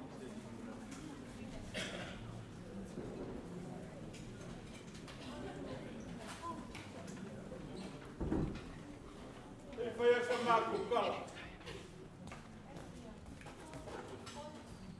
Olha, foi caua ao Chicaria, macu gay bloco. O calor se furou, foi caua esse aço. Ela ngai cua a iria. O que foi que no pisado. Esse mamacau fala lea. Fai que foi le aco macani que foi mais de foringa bloco. Taga kasia le kula ida sungai. Kala o ngadwe. Ala foi lea. Isi da mai ai ma ko ke le fa raiga. Ya no le laun. Wa o kiu ke fai. Ye le o makak. Tau se pedi o ak se ba kala. Ala ka malo ku bao. Esse é o quadro do fogo no caco que o leila casa. Tem que estar e aí o ia. Tá mais legal que aí com casa pulou. Ele o aí que ele pegar e fazer já.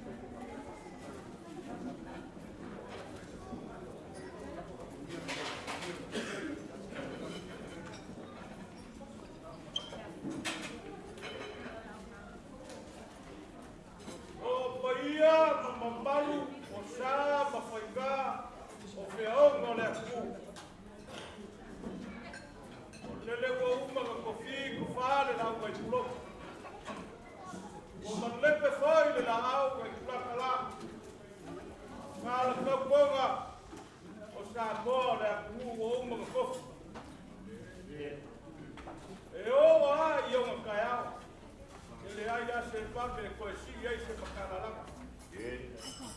La ngo le ko makua kala le. Wow, Samoa. Wa bibiru fo kaya. Ai le manga.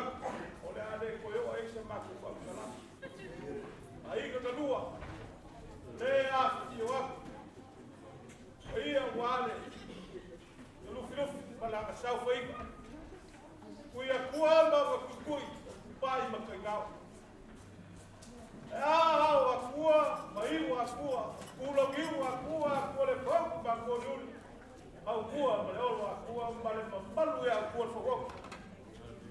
Mampalu ga lufi, mampulu e pola pui pui. E lufi ma le sa foi.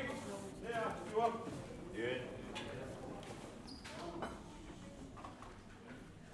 Ne a fio le ainga. Ta kun fo ma ya ku fa. Sakufo kama sebako se yuli pada babu bakama le alu kalaika ya pada pat apa ya kakai kuah sama kala kalau ngiu boleh ngasih roh puluh ya tapak palu la kau ele sama ko kalam ele o se launga le kala ke ai ole lupe le fonga no le paga o kuare fa ko boe a kaya ya ile le kar kumunga o le ko kasi ka kinga le a ke ku la ina le kala i lu fia wa ka e a o fa ko boe o kaya o la u o kaya o kala a le kala no fa le kala le o paia mamba pat pai ai vale lenga vale ko ke mi ko ai le ko ia mamba pat Samoa ai ka ko ngalo ale le fa kili ai mamba ko le ku ai fa ko ga to paia le ko le mamba ko ka le ka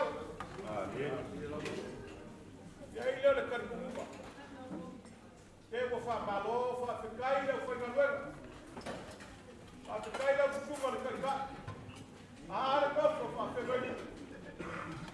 La ko u bala au le ko. La ko wala ma au le ka pa ia. Ka lo fai fa ka. Ele wala le ai da ngai ka. Au ngai ka ai. O solo ai ko la ngai ka ko. La le au. Le pese fia fe ko ka. Kukuloi kufonga o kigale ai tele. Pare kakau loko fa baba. Ai sia.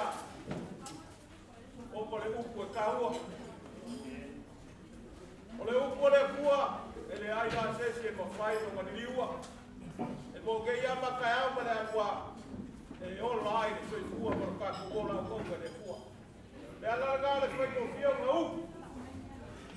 Nós fomos para o vale vai para o mandinho que é por aí na o sao falar dele o mandinho é maloi lá o pupu e aí vai o chega ula eu com para para cá ao guarda na do país a rua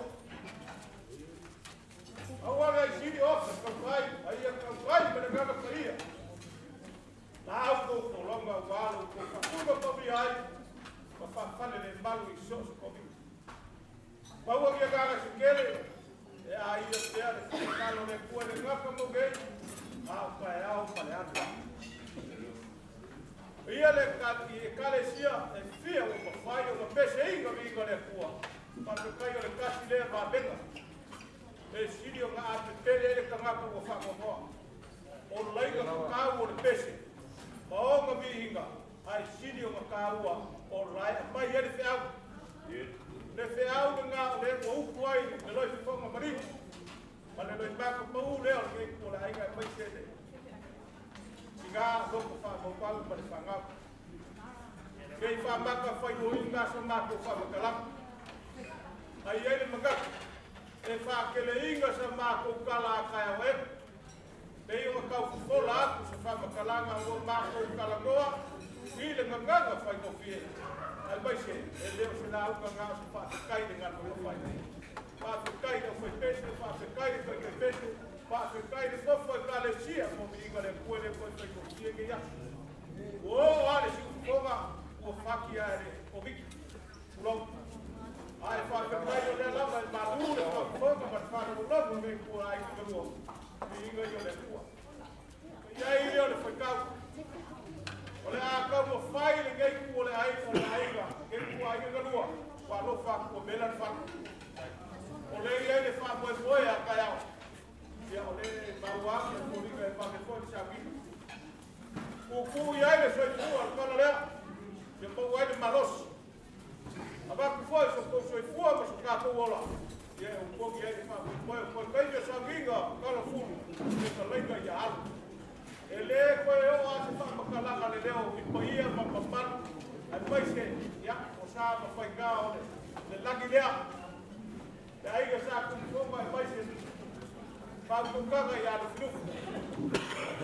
Ka ko ka ya. Ya pa le wai le. Ele flu fi sa ma ku ka la ya la. Lagi ole. Ke ko la ai ga la ga fai ko se a pe ko ku le ai ga le ko ko. Ai ga le ko ko no a pe ya pe ku la. Me mele kala ka le ko ka le la. Dole. Ke ko mai le ko mi ke ko mai ai. Olo ko mi ga. E ko ala fa la wa ke ko ko ko ko ya ko ga pe. Ya par mambalo sa mo ko. Na la le ku o sa na ko kala.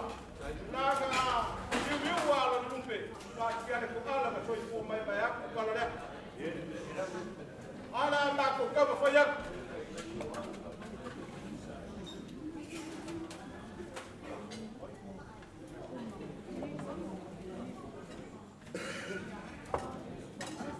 Ya. Ya, aku aku pai batu ina bukan ke kai. Ya, oleh ai se aku ya. Pa pegai ko le kali sia gai bukan. Ya la ka ko ma pai pa ai ko. Ol problema, ya le ko ina. Ya, ai ma pa ko. Ai ma pa le kali sia ko ko. Ko ngai ye le maga. Aku wo pe ya lo me. Sugar Koiga, then Baguaco, Sugar Korea. Yeah. That's the same as the kind of so up there, Sugar Kai. Now, Sugar Korea will live on a Kama Kupa. They put your house to find out on the way for life. One of the fact, you don't know the lawyer can better. Yes, I do up Makakuma. Yeah, they were my work, we have one of our work. Ale foi ya no falou o sulio la ai que go fa. Ai que tá. Ai lo que tá para tua es suo le camera. Tu que fale. Aga foi que cara que foi no lugar por isso lá. Ai lo que tá. Olha como foi ya. É que pusi fa que vale a que por aí. Ya wale ka ko fai fa te kai mo ka ko fai ra su ko ne oi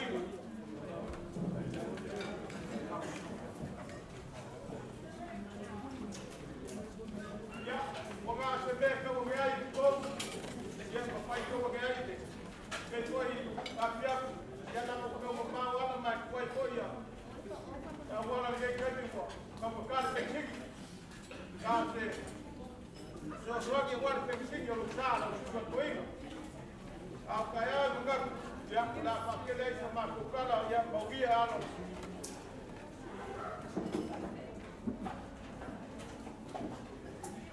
ya la sugar coiga la que le baú esa por vaya se puse ala y fa algo a pues pes ellos le maga ya le da como falla porque por ahí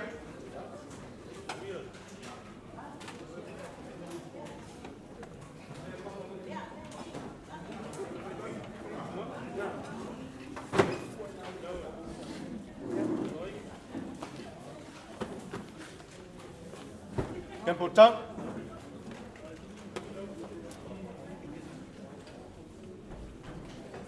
Suga, coiga ya campo. Ya tenéis marcada. Ya la acompañar. Kuai di Lalu. Kalau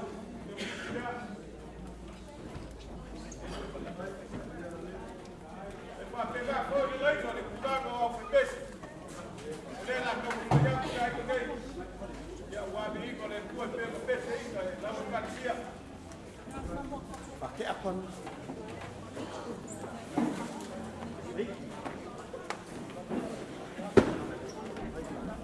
Okay.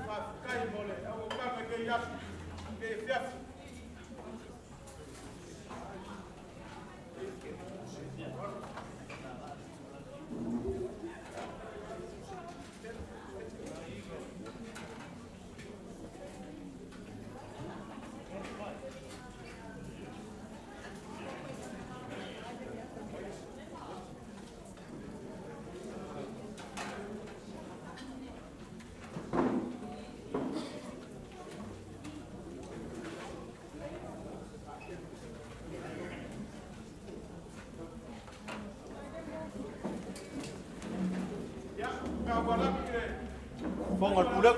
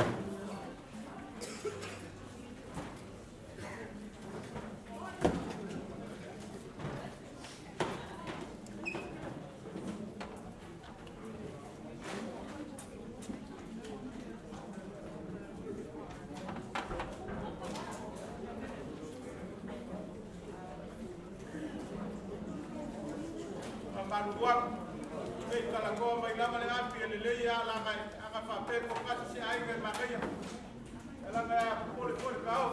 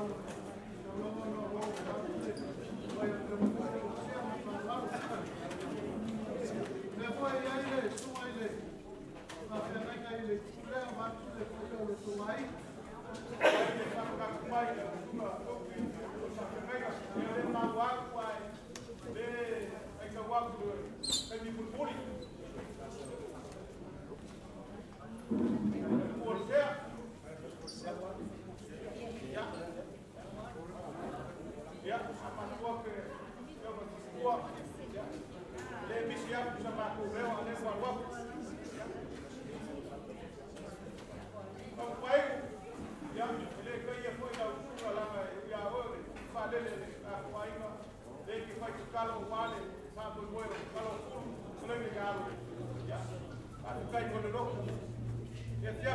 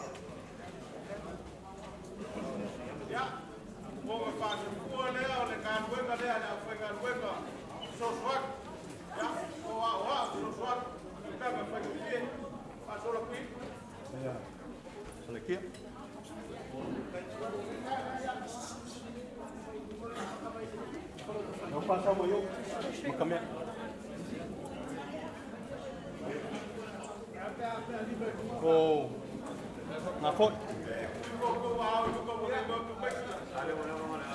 Có mũi. Oh iya, pakai. Oh iya.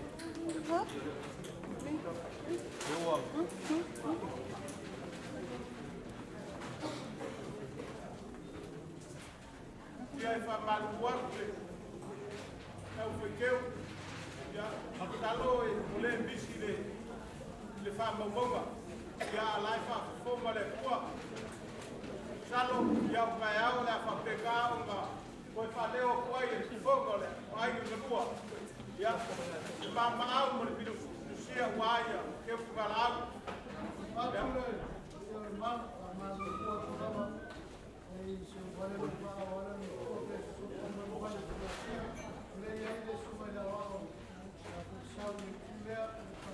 ya é por lá a primeira eu fui lá a primeira eu subi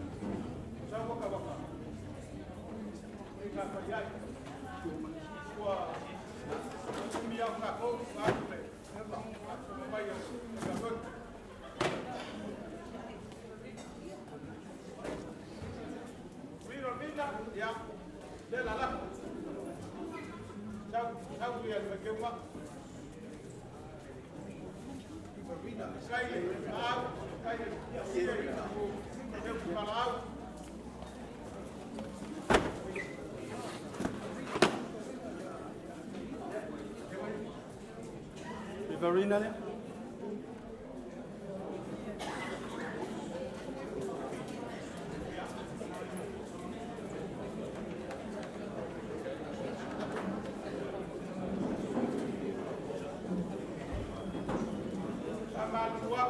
Foi calesia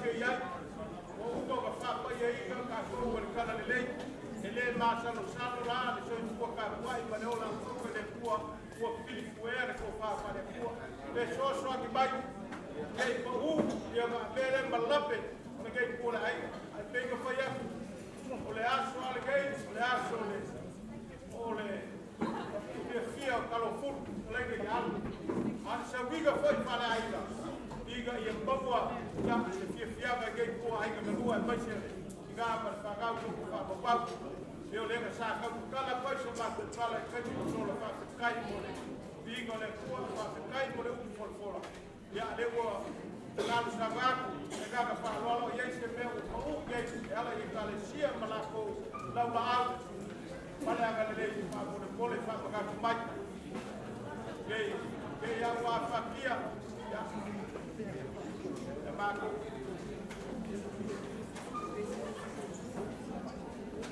ai ai se au whaitese o misi whakone pole lau whakale Mala komo male fa kama ko mamal ai fi mai pa yo ai ale yo le lavo to ko lo fa lo fa kai lavo wa o lo fa lo ni ya kai pa ke kedi kai da suma ya como ko so mi bai te aga fa ya ko ka ko ka keli a ko se bai ya yo kala le na so fa ka ko ka ko de la ga ka lo fulu ka si le ko ga ko le Ole kagaka wafu na makakua gainoi por babu baba ele all game male falsa de ka fale yai ko ko ka le ola opa ole game ko mo bek le ka ko ma ko se a ko ke a telefone yo ma ko ka ke wa yai so ba ko le ya le look na foga wa ka ya a pa pe ye se me wo mis ya ko ma ko le ko bai de ko ai ko no tu ga ya le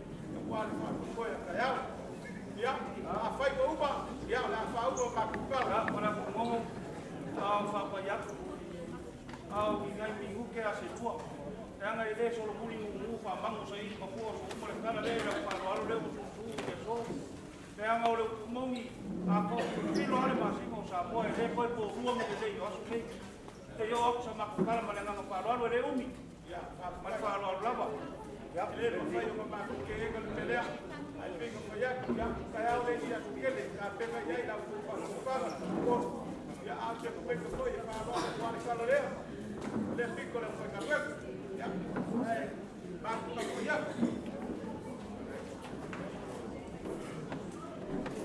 para promo como foi o vamos por cor o café mai au ngai ko Paula whaika tene o kumalele o e ko pau foi mai ko Paula le sa fulawa wari e fiafu lava o e kule vasa na loa o ai e le maku e le la ka finga inga mingu ki ai whenga kāne o malu ngofu ia kukesa o kunesa mako whankalanga man whalala ya ngofu o kukesa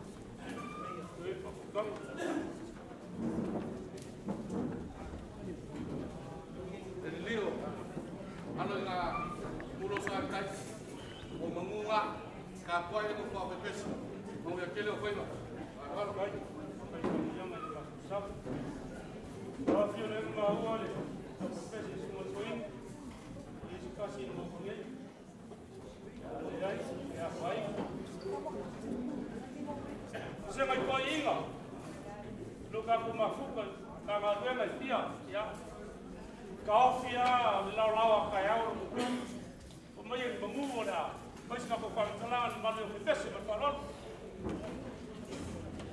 yo ka ba ore ka ba ya ko inga eu na ko na ko ver fala ka ko ya vai vamos yang Kau fica o lunga se, lenga i, se mai ko inga ni fia. Ole a funga o pa ma fkalai, ko ko ngau. Ole la va o kulo sai kai. Fai kar fa ko kanga wal fluffy mal sa fainga. Ya la ma fufu ma piai, ka fua. Hau akua usu akua ino akua o le whainga. Ka ofi, i polo pui fo e wā munu. O le moka waku. E ale sua le kong. O ka ofi fo e le whapokanga o wasi ulepa. E ala inga sa kumufona e kumalosi. Le folifalo le makanifa. Fale kolu mo fale afakanga. O ka ofi fo e le lenga maua. Le i kungaka mo le ngofu akula. Wale malu le alakau. Ua silsila makamaka ngofu le malu. Au wha masau lo wha lalo ni a fiafu. Au ka ofi. Kupe mai ia wa au e nge fiafu. Leo koe whakai ngofi. Mala foi mar fula le wa ma au e nge fiafu. Ma ko ki ka ofi le koe ngofi ia masu.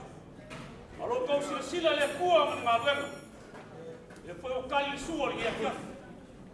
O le kala le malu le se ko inga le whinga wenga ma kulenga. Angele pa ia ma le roa nge fiafu. Ia ngau mai maunga. Ia wha e marikai. Ia kere ka mau ainga i kua au mo kulinga. Wangali mai kai au. Nanga lu ngai lo kou kua ia kua mare. Malonga whina ngau. Aia ainga. Wawa lau launga. Wale aso mo mua. Apea lau sunga le whinufi. Maua le whakokanga. Wako e pei. Ka whi mala le whaina malanga le sunga te a konga. Maua so mo whanga le mau. Wale langi o lo ka kausi yoi ai. Aua ke pole Taloafulu, ko se pigi foi penglifi ko sama ngai. Lagi mal no foi ko inga. Mo wor fa ko kanga. La o e suai, ya fa ngau le ko le kua. Mo ia ai ngalua, mo ko lu fa lele. Ma ko wole lo fre ko fa kai. Baile, la guanga ba ko fiera suga ki a kom. O lenga ma u ai kala fa le ko le mal. O la ko ba senga o ko i o le whainga luenga. Mane ngā luenga le kua. Longo winga o le sā e kasi. E a pepele la ato mā kukau e whakau ma kakao le kowha. Takai se a mea ma whai aku sa mā kuku e kainu o sola mā kuku e pepe aku makaku. O lele i uma aso kau al fulu. Ia kone kalenga i alu. Longo winga. A whai e whale kongu sa mā kuku whaki pole i. Ia longo winga e. Kako le pe koe tena i kai au. Ai ai magaku. Ia bangu singa le soale sa wanga. O le a se fai fua. O le a foi se kau mo fai ngā inga ngalua. Kau wha mandia le kala lea. Mai se la fai ngā lunga kopi le fua. A o lau kou senga i pei o ka whaino. Pou kua le ngā lua kale. Ka malu aku ngofu a kale sia kia. Lau kou langi inga o pese. Leo se ko inga leo la ko ngā lua ka whai. Ai pakai mo masiasi o le akoa a. Ele ai po se kau kai. Akoa longa i loa. Ele ai po se kau kai. Ele pa ngoka pisi pisi. Ulau. Ele akoa ia ele liwa longa sa. Ai ai pakai ko le kua pulu ke kele fa kele ina. Ma fa a ko inga. So ma ko bai ka ko fai. Ile fiat ngai ala mi ingo le kua. Ole kala ile e kulagi lea. Kamai kai o siga pa kulua le balam. Bai ao ka liu lo ko fonga lo ko bai ia. E a ko pole al kamai ka. Ai sia. Ke kali magaba le alo i fiong. Ai ao ka ga ko le ango ngai ya pa. O ngasi le olangi a mo. I se kau ma whai ana kei kua ai ka pēka whai aku. O le loma le kā kukaka le luku. Bani sumu kou kua kai au. A le lama kei kā kukaria kai au. Kā pēka le kai. Hoi mai se mā kukala. Nguke le ika kala lea. Kuku ika pēa mai o te me ulo kala le lei. Ya, pēa ma whai aku. Aua kei sini ofi. Kau kai e wholangu. Aia ko lau mene kaka whai ia. Kele ia nganga ya ia. I so se kale ia makako uma. Ia kako sa whakai de ola mene langi e pei oma. Whaka whala inga ia whaika weka. Ia. Ili waku sa mako whakakalanga ile. Wafu e kale ia fia. Ia. Pangu ia kele. Ia. O whamare kalesia i so se vaega au foi pese whawhekai o kau whonga koe mumori le kaka whawhekai langa kauranga lea lele wosi e kei kona eiga o māku ai o mākolo i maka sa whako ngore malanga ia kalo fulu kurege i ala ia waia ki o kako magaku koe mai na le vaega langa o le soi fua i ngā mano māko wola ia sira fia o le mo umanga ka o e lau sunga le ia koko i kei mi o solo pasega kula wiwa ma fika kalo le kua o le anga foi ka fia whakapupa ka ko ke mo boya mo goa ma le fale ai ka e sa wa mala ya e soi fua i ngā mo ka ko wola fa kai le kua lagi mo mala fa ka luega le o le ai tiko ia mai se o le gofo ka le sia bangu ia kele ia ia ka le sia foi ka ka ko kala ia ile ia ai ka lua le suaku filufi ma sa Feagaiga ia para fala ai que sa ku fo pa so la ko malos a wa ka ia ai ola ia ka kalanga para fugo ia feka kale ko fa rolo la usinga kia ko ia le sai fo le ola la guala ia ole o ka fa ka ia suga kia ko ia fa pega foi ko suga le ao ia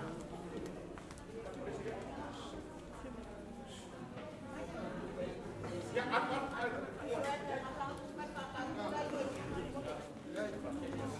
la presida sabe que le ya fa ka wala ka la ley le fa ka la sociedad maka biar ma ko mabia ya sa ko ka lo ko fa fa le ese ko la bale ya ko presida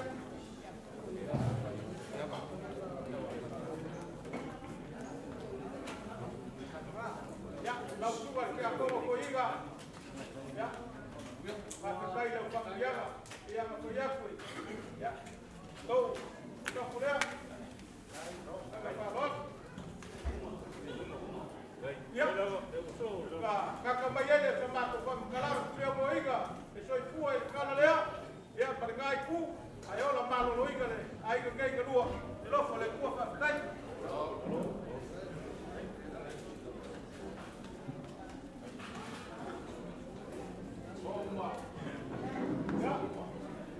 Ele mangaku e ala waku pole ngaka whaloalo au ko langa koa sunga le Feagaiga luega ia ka ngai kua nga e pa mai ka sunga ko pai ke ia ia ka kala ko le kua ko ni mai pia ke ka boi ka whaloalo e mala ja mo mo tu na le markanga ai ka ku panta ai sta linga dia ko mo le lava o kai au pe a le lupa le dia o dia e lo ko si le pia me le fa ye le ai ka o ko ida e Taloafulu o sai fa ku la le dia ya o si le pia a si le ka ko ka la la ni wa ka ko mo ma wa ma a ko mo e se mo ma o ko ko si si o wa ni ko pa ya ai pa mo la matata ko ko fa di ma e vina ko le lo pa no ni ko ka ko a pa ya ya lo pa ya ki se ki mo pa ya ne sa ko ko ni ya ai ha di ko mo ma ma ko ni ya ya la ma ke ni na ka ma ne pe ye ni e ko ya Taloafulu ya ani na ma pa pa lo na ma ko pa le pa right? Ya, mai ane le. Suai, ina mai. Malu. Ma pole. Latu. Wa to sa urama, kitale no kitale no le aso. E ki o ma na ma se yai. Tu so ma tu le fa le wina. Tu ma tu lo ne tu sa na fa lo no. E aso. Ya uila vai na ese ki o ka tu ma le. Katu lava o whanau le kua. Ia e kai whanu mai a mua mai.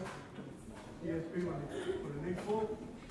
Lea, ia e alan tātou kōrko. Se lea tau le kua. Ki talai lo le kua. O le aso tātou se le ema so tātou mai mai. A te ki te kua e kua. Ma o, e alan tātou ke nei.